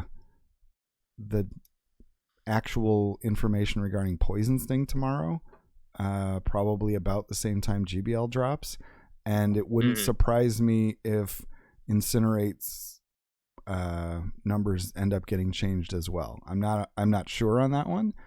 It very well may stay the way it is, but we certainly saw Lugia's Aeroblast get nerfed last minute after everyone did all the speculating about how different it was going to be. So what is your thought process on Incinerate with them putting it out there in the game data as the first 5-turn fast move, and do you think that that's going to hold up? Do you think that the stats in general are going to hold up, or do you think it's just the usual Niantic put the placeholder and we'll get the real information last second? Sorry, I was just reading Speedy's comment. I think it like as a 5-turn fast move, I think it could be interesting. Wallower brought up the point of 2-turn fast moves possibly going through before a fast move even registering, which is awesome. that is definitely like there's like some technicality to that, and there's like it's definitely a skillful thing to do that. But dang it, I got Alpha Phoebe is asking if I made it to rank 10. Oh boy. Oh jeez. Don't respond. Anyways, don't respond. It's the hamster wheel calling. Alpha hamster wheel. Alpha Phoebe is the mole confirmed. Phoebester. He seems so Phoebester. nice. He seems so Phoebester. Nice. Oh my gosh. No, I love the guy. I do too, he's a good guy. He makes a good mole, doesn't he? He does. Yeah. No, it's not. He's trying to get you back on the wheel. He's trying to get you back on the wheel. Confirmed. I mean, anyway. if I can be the mole, then I think Alpha can be the mole too. Oh my gosh. No. Okay. What was I saying? What was I saying? Do you remember? Dang it. What was I saying? We were talking about Incinerate and the moves. Yeah, skillful. Okay, cool. So if you guys missed it out, Wallower, we had Wallower on for like literally 30-40 minutes. Right. So if you guys missed him, he was at the beginning of the segment. You can rewatch the first 40 or so minutes of the stream. And then stop listening before Jiggly goes off the rails. No, you watch the entire stream, but the first 40 minutes is Wallower. And he talks about how you can get a two-turn move. You can get two-turn moves in before damage registering from a 5-turn move, which is very skillful. And I think that if that's a thing that they carry out with, it has a lot of play for other moves as well. So that's all I had to add there. Yeah. But you do if you had to place a bet, if you were hedging your bets, they give you 5,000 Pokecoins that you can win if you get the answer right. Would you say it comes out as a 5-turn fast move, or it comes out with different stats, different turn duration specifically? Could you repeat that? Sorry. I'm saying if we put, somebody would say put a gun to your head, but I'm saying, if they offered you 5,000 Pokecoins if you made the right guess, what would you say your guess like it is becoming a 4-turn? as to whether or not it comes out with the stats it's got right now, specifically the 5-turn part, which is going to be different than anything else in the game? I think it could be reverted to a 4-turn. I do like the 5-turn aspect, but it's the first of its kind. Maybe they do it. But there's just so many other 4-turn fast moves that it kind of makes sense to have a fire one, because there isn't a fire 4-turn fast move. Right. So I feel like there's a high probability that it gets nerfed to 4.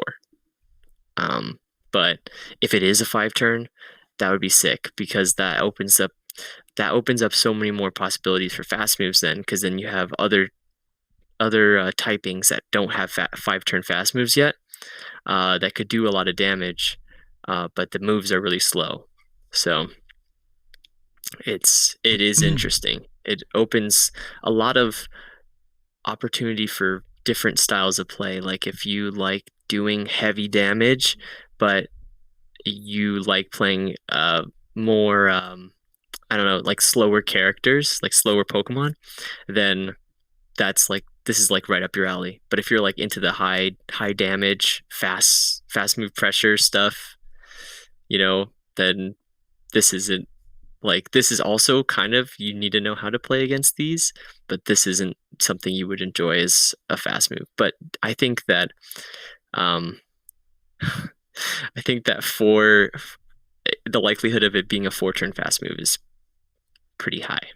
Yeah, I'm kind of putting my money on the idea that it won't actually be a 5-turn. It would be interesting to see, but I think we're all getting, I don't know if hyped is the right word, but we're all kind of allowing ourselves to believe that it's going to be this, and I feel like they're probably less likely to mess with the entire system than on the eve of a new season than not. I mean, it wouldn't be completely unprecedented, because obviously when they released Charm, it was very, very different than anything, and there were a lot of reasons for that. But it would be a mold breaker in the extreme. I would be interested to think. So with the 2-turn moves that are out there, if you've got a Razor Leaf, I think this was the kind of the instance that Wallower was getting into. If you've got a Razor Leafer and you're actually able to get in 2 Razor Leafs before you have to get out and transfer the damage from the Razor Leaf, or I'm sorry, from an Incinerate, from a grass to like an Azumarill or something, like, I mean, I don't know. I think that's basically just going to reinforce the idea that Razor Leafers would be here to stay. Like they would almost gain more by Incinerate existing because of the meta that already exists. Like exactly. Yeah. It's, I mean, not necessarily though, because you can line it up still. even if you don't get the damage registering on that Pokemon, you can still like switch out, directly after your turn and line it up correctly. Yeah, they have an energy advantage and they have some damage on you, but you could still line it up probably later. So I wouldn't say it's completely one-sided, but it's interesting. It's an interesting dynamic because you have like Bullet Punch too, and Bullet Punch and Razor Leaf more significantly than others, probably because they would be taking less from the other moves, other two turns. Rock Throw, I guess you could get 2 Rock Throws in. Wow. Just the possibilities boggle the mind. Obviously completely meta irrelevant, but think about the possibility of, say, in the Ultra League, a Breloom lead against a Rapidash, and the Breloom could get 2 counters in and switch out and not take a single damage from the Incinerate. And something as unbelievably delicate as a freaking as well, I just said it.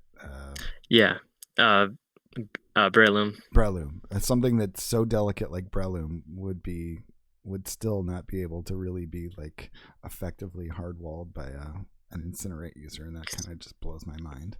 Oh yeah, counter too. Yeah, counters going through would be huge. And Psycho. There's other 2-turn fast moves, but yeah, that's interesting. Two of whatever coming in and damaging the Pokemon before it can even leave and retain its health. I think the key to that would just be like insta switching or something, but then like you want to switch. That's like really contradictory because you switch. If you win the lead, you switch if you know they have a 2-turn fast move. It's like that's really interesting stuff, I guess, because you wouldn't switch if you win. Like if you wouldn't necessarily switch if you were against a grass user. I feel like the average or the usual player wouldn't want a safe switch out of a one lead. Right. Yeah. So interesting. Yeah. It'll be interesting. It'll be crazy. If I were able to stream during the day tomorrow, I absolutely would, just to play with the new moves and see how they work. But unfortunately, I won't be able to do that, so I'll have to piggyback and watch somebody else's stuff and see how they're doing, and maybe I can test on the side off stream. So there's that, and then there's Poison Sting. I don't think that we've probably seen any numbers on because it already existed in the game. So I don't think we really have any particular basis to determine what the new moves are. I don't think we've gotten the push on that, have we? Wait, what is happening with Poison Sting? I didn't read the whole thing on that. This was from the original season 5 announcement that the following attack will be updated for trainer battles. Poison Sting. This poison fast attack will now generate more energy, allowing Pokemon like Vespiquen, Drapion, and Whirlipede to use their charge attacks more frequently. So we will get some sort of update on Poison Sting. I think the only reason that they pushed Incinerate is because it literally didn't exist in the game, and they need to be able to have that placeholder to be able to flip the switch when Go Battle League season flip turns over, and so they didn't need to do that with Poison Sting. But at the moment, sitting at 1.5 DPT, 3 EPT, and I can't imagine they would change the turn duration of it, being 2 turn right now. It doesn't seem like that tends to be something that they do with an existing move. I don't think they've ever changed the turn duration of things, have they? Because even when they buffed Volt Switch, it was a slow bad move, and now it's a slow good move. It's not like they changed the energy or something, right? Right. Yeah. So I'm guessing that is going to be the way that plays out. Poison Jab, also a 2-turn move, presently gives 3.5 energy per turn, and So I'm gonna presume at a bare minimum, it's gonna be 4, maybe better, maybe 4.5 EPT for Poison Sting. I don't know. Could be quite strong. It'd be a Mudshot clone at that point. Yeah, it could be. I like Poison Sting. Poison Sting is, it could be interesting on Drapion because it doesn't have a poison fast move besides that, right? It's just that. Chaz is telling me I'm thinking too hard, which generally just means you're an idiot, Jiggly. Just No, Chaz, accept his creative juices, okay? whoa! Don't clip think. that either. Don't accept. I don't know what. Accept my creative juices. I don't even know what that means, but I am now regretting everything I've said in this stream. Have a good night, Need for Speedy. Accept his creative juices. I look forward to talking to you again soon. Thank you for stopping by. I am great at embarrassing myself. If there's a rank 10 for that, I'm hitting that every season. Rank 10 quote generator. There we go. Jeez. But creative. Well, I'm just saying your creative juices, like they're flowing. They're flowing. Yeah, the creative juices are flowing. That Chaz should not interrupt that. That's what you're saying. Yeah, that's what I'm saying. You're saying if he's being an idiot, just let it happen. Exactly. All right. So that being said, tomorrow will be a big day, and I will be way more interested in the moveset updates than I will be in the actual GBL part of it. But I also I foresee Little Cup being fun in its own way, and so in that sense, I'm not gonna shit talk GBL. I've shit talk enough, and I don't need to pile on anymore when I actually think it has a chance to be all right. Everybody else takes the contrary opinion and says that it sucks because Bronzor is so centralizing. I'm saying it's going to somehow manage to be interesting and fun. Can we talk about the fact that Charm does more damage than Incinerate and it's a slower move or a faster move?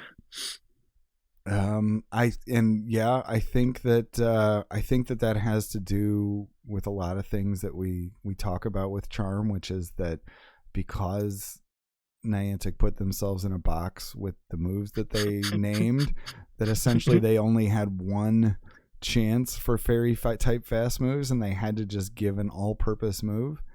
And so they kind of overcompensated by saying, fairies, you've been without for so long, we're going to give you this magical blessing. And fire types, if you started giving like just an OP fire type move and like somehow that got in the hands of a truly good stat mon, then it would cause some issues. But I guess it does generate a heck of a lot more energy, so yes, like really fast. So yeah. I guess that's the trade-off there. Also true.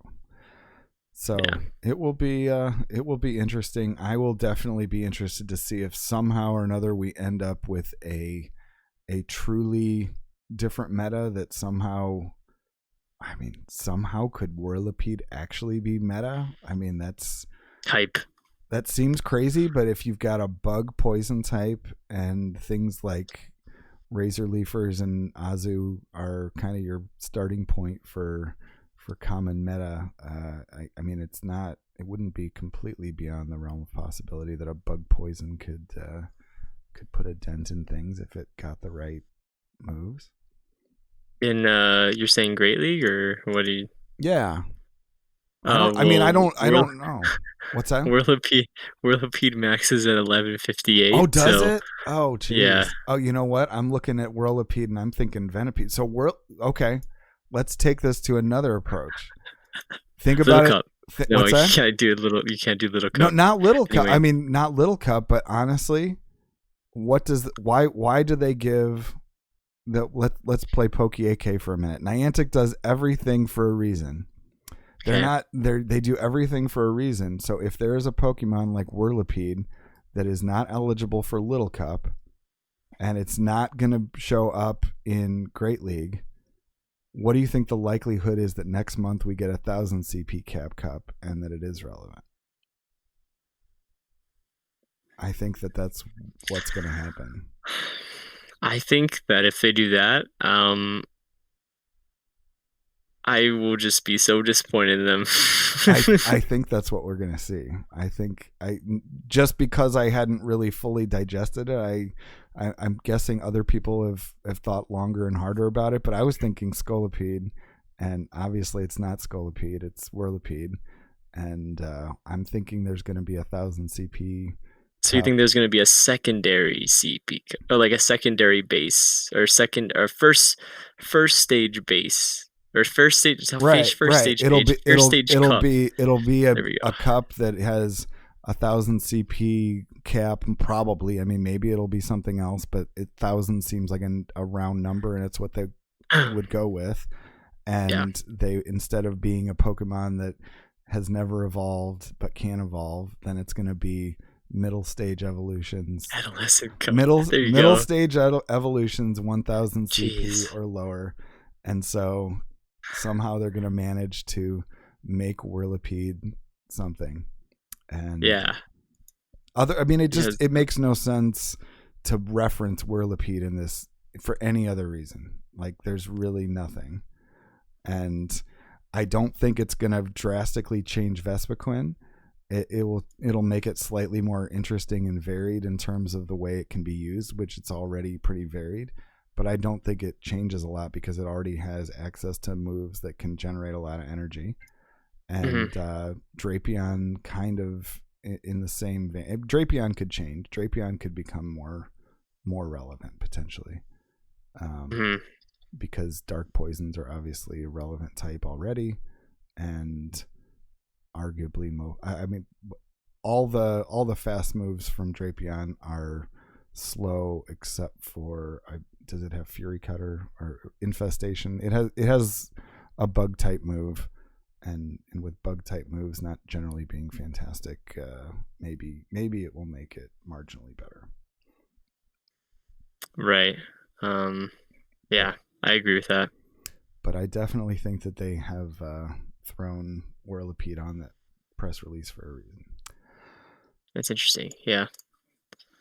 Let's see. We've already talked a lot about Little Cup. I don't think I probably have any closing thoughts on that, except that I'm hoping it'll be fun, and I'm going to be sad that I can't run a truly meta Igglybuff if I don't get a TM for it, right? Or trade for a new one. But I'll still give it a go. I'll probably play without the Body Slam just to meme. XP changes. Oh yeah, that's right. The so we alluded to this earlier, that they're, the kinds of testing that they do, some of it is actually overt, and they say we're going to give a different experience to people in a different part of the world, ask them what they think about it, and decide what to do from there. And all we really know is that starting tomorrow, that folks in Australia and New Zealand are going to be getting a different payoff for XP for things like catching, hatching, evolving, at quote, and more. So probably the entire XP generation system is going to be rebalanced. I would say that XP really doesn't matter a whole lot to me. I would presume that they are doing this for newer players, because that's really the people who care, or they could be doing it for purposes of allowing XP to play some role in new levels without actually making it straight XP, because they've said already it's not going to be XP based, but that doesn't mean that they couldn't throw some sort of requirement in there. I mean, it could still be achievement task based, which is what it appears to be from the mining, but it makes sense that a game this old, that's generated this many new ways to get XP, mostly through the friendship and that sort of thing, that maybe the system itself is out of whack. So I will reserve judgment on what I think of the system until I see it, but you can guess based on the framework that I generally think about things and the way that I've talked tonight that I'm going to be skeptical going in, and I know that the folks in Down Under did not care for the changes that they got to the coin system for the most part, and so in that way, the skepticism seems to have been well merited. Mm-hmm. Do you have any thoughts on that one? I mean, it doesn't obviously impact PvP directly, but it does kind of speak to the issues of Niantic as a company.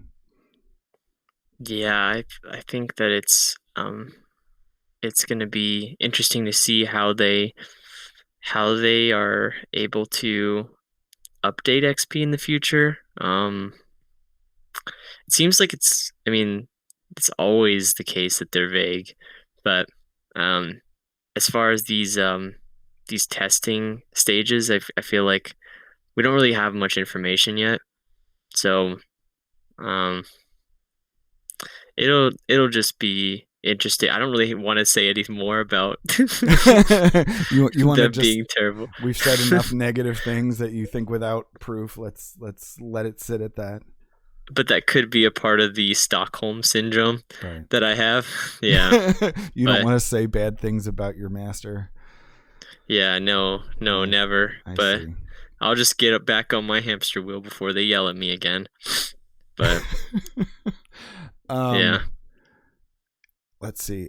Have you done any Marsh Cup? I did Marsh Cup on my stream. I'm not even calling it Shoutcast School at the moment because I'm not really sure what that format's going to look like going forward. I'm just running tournaments on the days that I was doing Shoutcast School before.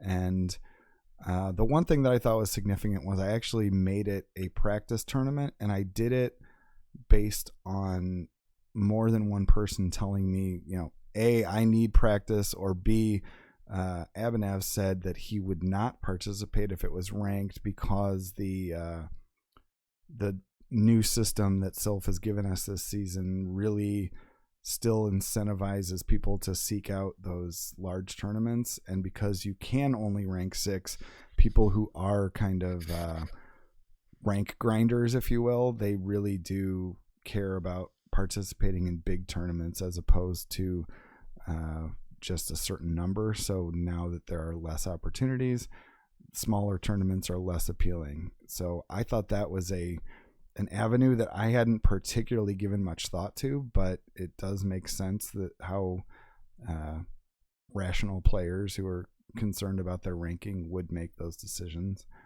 Do you have any thoughts on Marsh Cup itself or that dynamic? Well, I haven't done any Marsh Cup yet, right? And haven't really looked. I've looked at it because Dylan's talked about it, and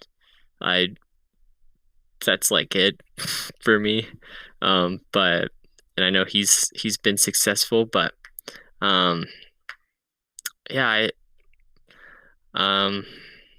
it's just I don't know. Yeah, I don't have any input on Sylph, because Sylph's just been like kind of I don't know. I've done it for a while now. I really enjoy Sylph, but I'm kind of taking the stance that Speedy has, in the sense that I really, really, really, really miss in-person tournaments, and it's just that's kind of hitting me right now. Right. And yeah. I mean, Chaz has a stance too. Yeah. Chaz has a stance too. Let's see what. I know he has that stance too. I'm assuming because he had other reasons. He has many stances, and I don't know where he has his stances add up to. Yes, Chaz has his stances are stances. I think he has poses too on multiple accounts, even though that's a stance. That's a stance. A pose is a stance. Yeah, stance is confirmed. Lots of stances. Toxic gamers stance is confirmed. Yeah. With regard to Marsh Cup, I have been putting forth efforts to get a return Sableye, and I've actually burned 2 lucky trades this week to get one. I don't have one that I'm happy with, and I still allegedly can get one from Matt Shadow if I'm able to corner him. So I've kind of been reserving my Marsh Cup full-on team building for getting that. And it's really hard to justify making a suboptimal return Sableye, especially in light of just how many metas were being thrown in other directions that require dust. So I really want to build it. I do think it's a good investment, but I'm kind of just 2 trades into the same situation I'm in with Dialga, where it's just like I'll keep doing lucky trades until I can get them, but I can only do so many lucky trades in this day and age, and I can only get together with people so often. So, and you can only do 1 per day. Right, you can only do 1 per day. I mean, Niantic, aside from the fact that you should allow some level of remote trades for lucky friends, whether it's limited, maybe it could be just as limited as your freaking frustration TM events, but like at least something that exists, like just like that. You should make it not special trades to trade purified Pokemon, because honestly right now they just don't serve a purpose. This is an idea that I've had for a while now, but I'm going to pitch it to you guys because I think it's awesome. He's got ideas. We're here to hear it broken first. Okay, cool. Let's go. So, do you guys remember the global trade system, the global trade service in the games? From main I wish that there was a global trade system in Pokemon Go where you could just go, like, if you want to trade online, you just tap the little button, like online trades, and then you submit your Pokemon into the global trade system. And then obviously we could make some like bans and stuff of like no regionals, none of that. You could do like a regional trade with like your best friend. I don't know. But for the purely online like GTS, I would say no regionals, like very, very limited stuff. Maybe legendaries are allowed, probably. But you put a Pokemon out there, and then if you get a hit, like if someone wants to trade with you, they'll just they'll take the Pokemon and give you something that you want in return. So let's say like you're putting out a Lugia, and then you can select what you want to get in return, and then you get that in return. I think that would be so sick. I think that would be so cool if they did something like that, but it would break their servers. So.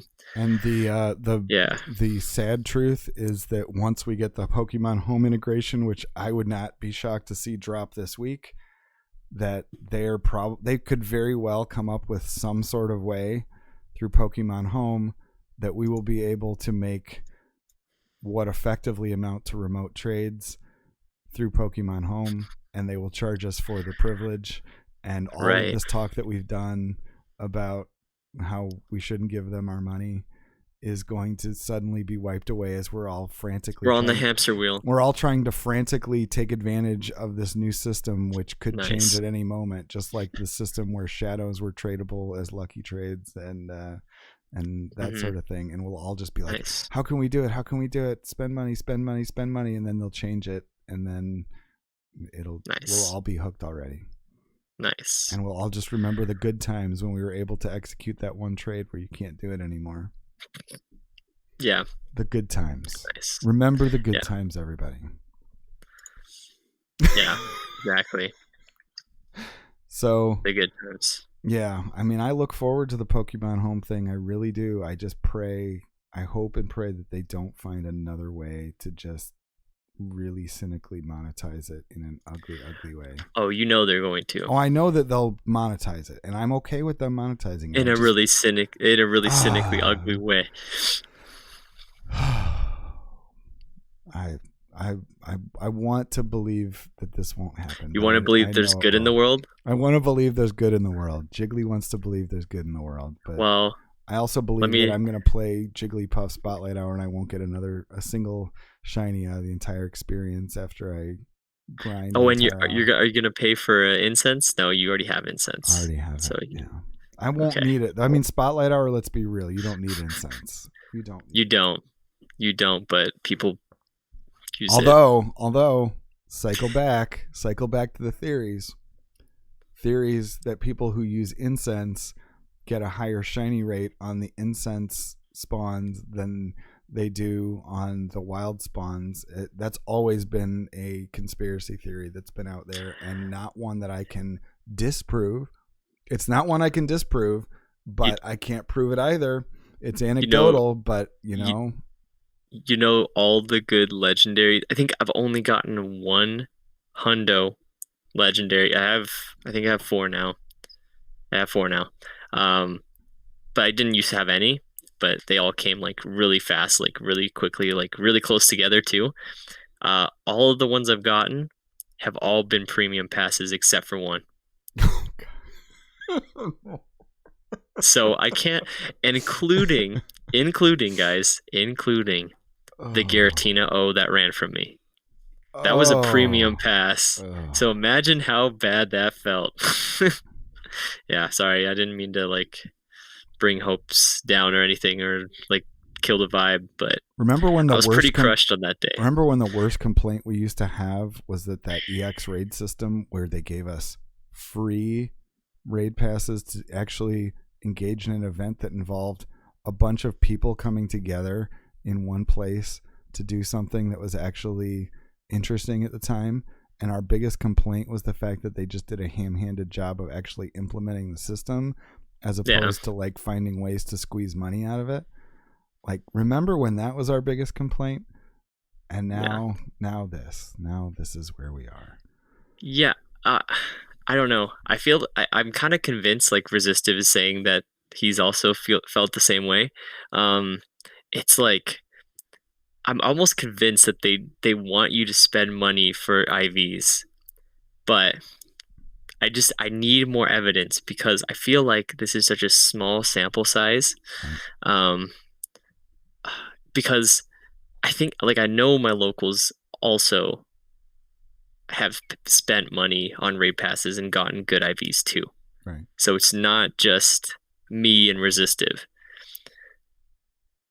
But I want more evidence. I mean, clearly, it's not provable, at least not given what we have, because the reality is that that you can't gather a data set large enough to establish beyond a margin of error that one ought to have gotten a hundo from X number of raids, given how many free ones you're actually capable of doing within the window of something being out. So, I mean, it's not provable. It's possible. I don't necessarily ascribe to that theory, but I mean, it's possible. I mean, I don't really either, but it's definitely like a conspiracy thing, right? But yeah, I mean, everything is on the table at this point. With the data out there. It is a numbers game, Pyro. I think that like the premium raid passes are just like another outlet for raids, and they happen to cost money. But I mean, it's very rare that you get something good from a free pass, in my experience.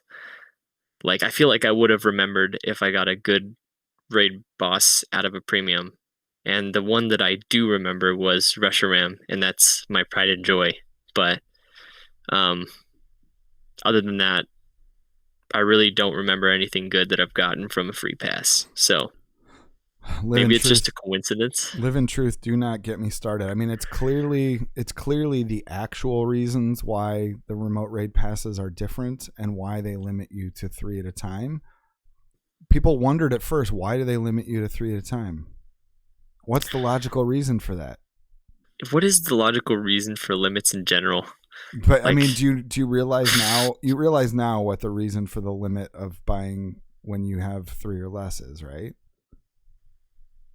What is it? Because if you don't use them, you can't stack them up over time and use them all at once. It's not possible. You couldn't free to play and say, I'm only going to remote raid when Oh wait, no, I know that. No, being free to play. No, I did that all the time. Like I would not raid one day and then raid 2 the other day. right, Yeah. but with regard to the remote raid passes, like the method that they've Mhm. chosen is we're going to periodically give the player base free passes in either ones or threes or whatever, and we're going to give that to them as a, oh, this is something we're giving to you, just like a bonus. And now they've made it the system where you get one per week. But I mean, no matter how small the number is, it adds up over time. So if you were able to collect, you literally cannot collect the one free raid pass until you've gotten below 3, or I don't know if it's below 4. I think it's below 3 in your inventory.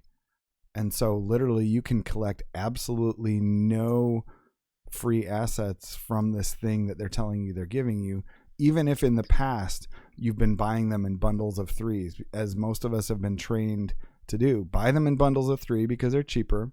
If you're going to do a bunch of them, you might as well. And it gets frustrating when somebody invites you to a remote raid and you don't have any ready, so you might as well buy them whenever you notice.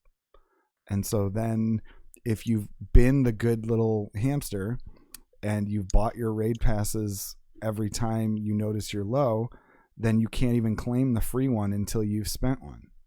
You can't do it until you've spent one. And so it's like, that is the reason for the limit. And that's, I mean, no one could convince me otherwise. No one could convince me otherwise on that one. That's obviously why the limit exists. I was confused at first because it wasn't clear that they were going to give them away on a periodic basis. But now that they are, that's the deal. Yeah. And the best way to reestablish contract of trust, Niantic, eliminate the walls between remote passes and regular passes. Eliminate the walls between free passes and premium passes. Make them all one thing. Make them all exactly the same thing.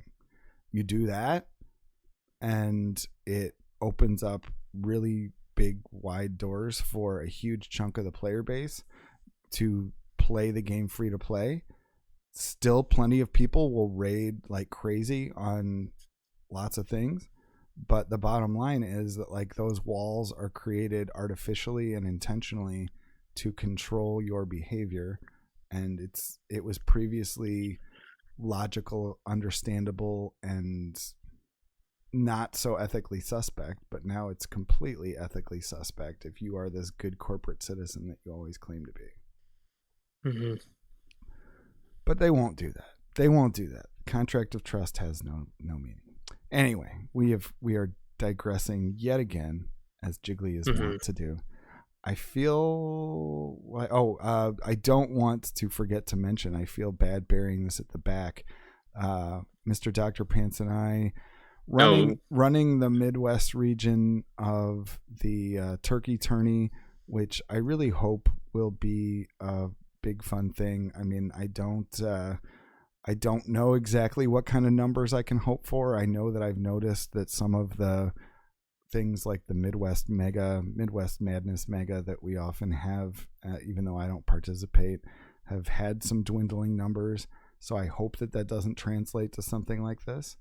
But Sosa Flow and True Blissy have asked Alyssa and I to run our regions essentially, and Mr. Dr. Pants along with me. And so this time on Saturday, I think 2 p.m. Central, I should pull up the link. People who are in the Midwest region, which we have designated as particular states, I should pull those up, can participate in a tournament with myself. I'm actually going to participate regardless of the fact that I'm sure I'm not going to do that well. It will be Marsh Cup format, and it's going to feed into a draft style final where people can win real cash prizes, and it should be a good time. Let me see for I guess maybe they're not all. Sorry, I have to pull it up from the Discord. All good. Get in the right channel. Turkey Tourney. In theory, you're supposed to participate in your region. I believe people have already broken that rule, and I think they've been allowed to participate in the one that was held. there was one held for the West region, and I think that the rules that we are following are that you can participate, but you cannot, in fact, be the qualifier from your region if you participate. So if you finish above someone and win, then like the next people would be the actual reps in the draft tournament. And so I encourage everybody to look into that. Let me pull up the links. I should have been more prepared with this. Where are the links, people? I've got the West one here. I didn't actually. Did Hot Pocket actually end up winning it? I'd have to look. The results for the West region, Hot Pocket did win, and so I think that based on the fact that he was not, in fact, from the West, that obviously it counts as a Sylph tournament. There's nothing like dirty about it, but he is not the representative. We've got Queen of the Cutie came in second, tied with Signo TX, and I don't know if TX stands for Texas. And Dre Flames was amongst many people who finished with 4 points. So I know pretty confidently that Hot Pocket is not going to get the inclusion in the draft. By this, he'll have to participate in the one in the East. But I think that Queen of the Cutie for certain is one of the participants. I hope people will seek out whichever ones are appropriate for you. And I will definitely tweet out the information on mine shortly after we go off stream and I am able to find the right information. I went through the trouble of I was saying we needed to. Oh, here we go. For the Midwest, we have. I will post. We have a map.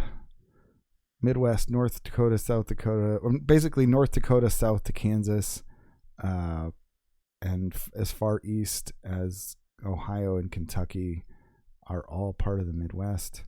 The South, the line is drawn between Virginia and North Carolina, Texas being the westernmost state. Everything else from Montana down to New Mexico, westward is west, and Virginia on up to Maine is east. So I will post that in some sort of text form, or there's a map available that I will tweet out as well. And we're going to be doing ours 2 p.m. Central. East is doing theirs 2 p.m. Eastern. South is doing theirs 1 p.m. Central. So they'll all be going on Saturday. And I think we're going to have a joint stream where we try and just kind of generally bring in some representative battles, talk about them, and just kind of have fun with the idea while it's going on without trying to live stream things too much per se, because there's just going to be so much going on and I'm actually going to be participating. So if that sounds interesting to you, please get involved. I'm hoping it'll be the kind of thing where there's more fun and less drama. Although, you know, when there's cash involved, there will always be people who take it very seriously. And yeah, I'm sure I will finish 1 in 5 or something like that. No, that's not true. I saw you nodding, and then you're just like, wait. I can't agree with that. I can't agree. I can't agree with that. You're beating yourself up. That's not true. I mean, when the facts line up with reality. Oh, they're True Blissy. It'll be airing on 11/26. Yeah, like the actual. Okay, are we not doing a live stream at all to talk about? You're airing. I'm sorry, you're airing the. We'll do the live stream on the finals, the draft part. Like the draft part will be so much fun.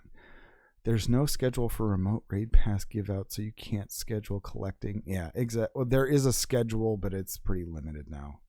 Welcome in, White Chocolate. Always glad to have you here. I would invite you to take part in this, except as a New Zealand resident, we are explicitly excluding you from qualifying for anything, even though you could participate and just get yourself rewards. But we love you, White Chocolate. I feel like that's got to be it, right? There's nothing else left to talk about. I'm exhausted. Are you exhausted, Ethan? I've taken the red pill. You've taken the red pill, and does that put you in a better or a worse headspace, do you think? I don't know. Should we send the link around and call this the red pill episode of the of Between Two Bellsprouts? You could. You could, right. as long as it doesn't come with any of the clips that have been generated this stream. Oh, things taken out of context are always dangerous. Yes. There's gonna be a video of me with all those clips on Twitter. There probably will be. All right. I can see Wally has a fair number of viewers, although Wally's good. Rocksteady looks like she's doing go. All right. I definitely will send to our girl RSG.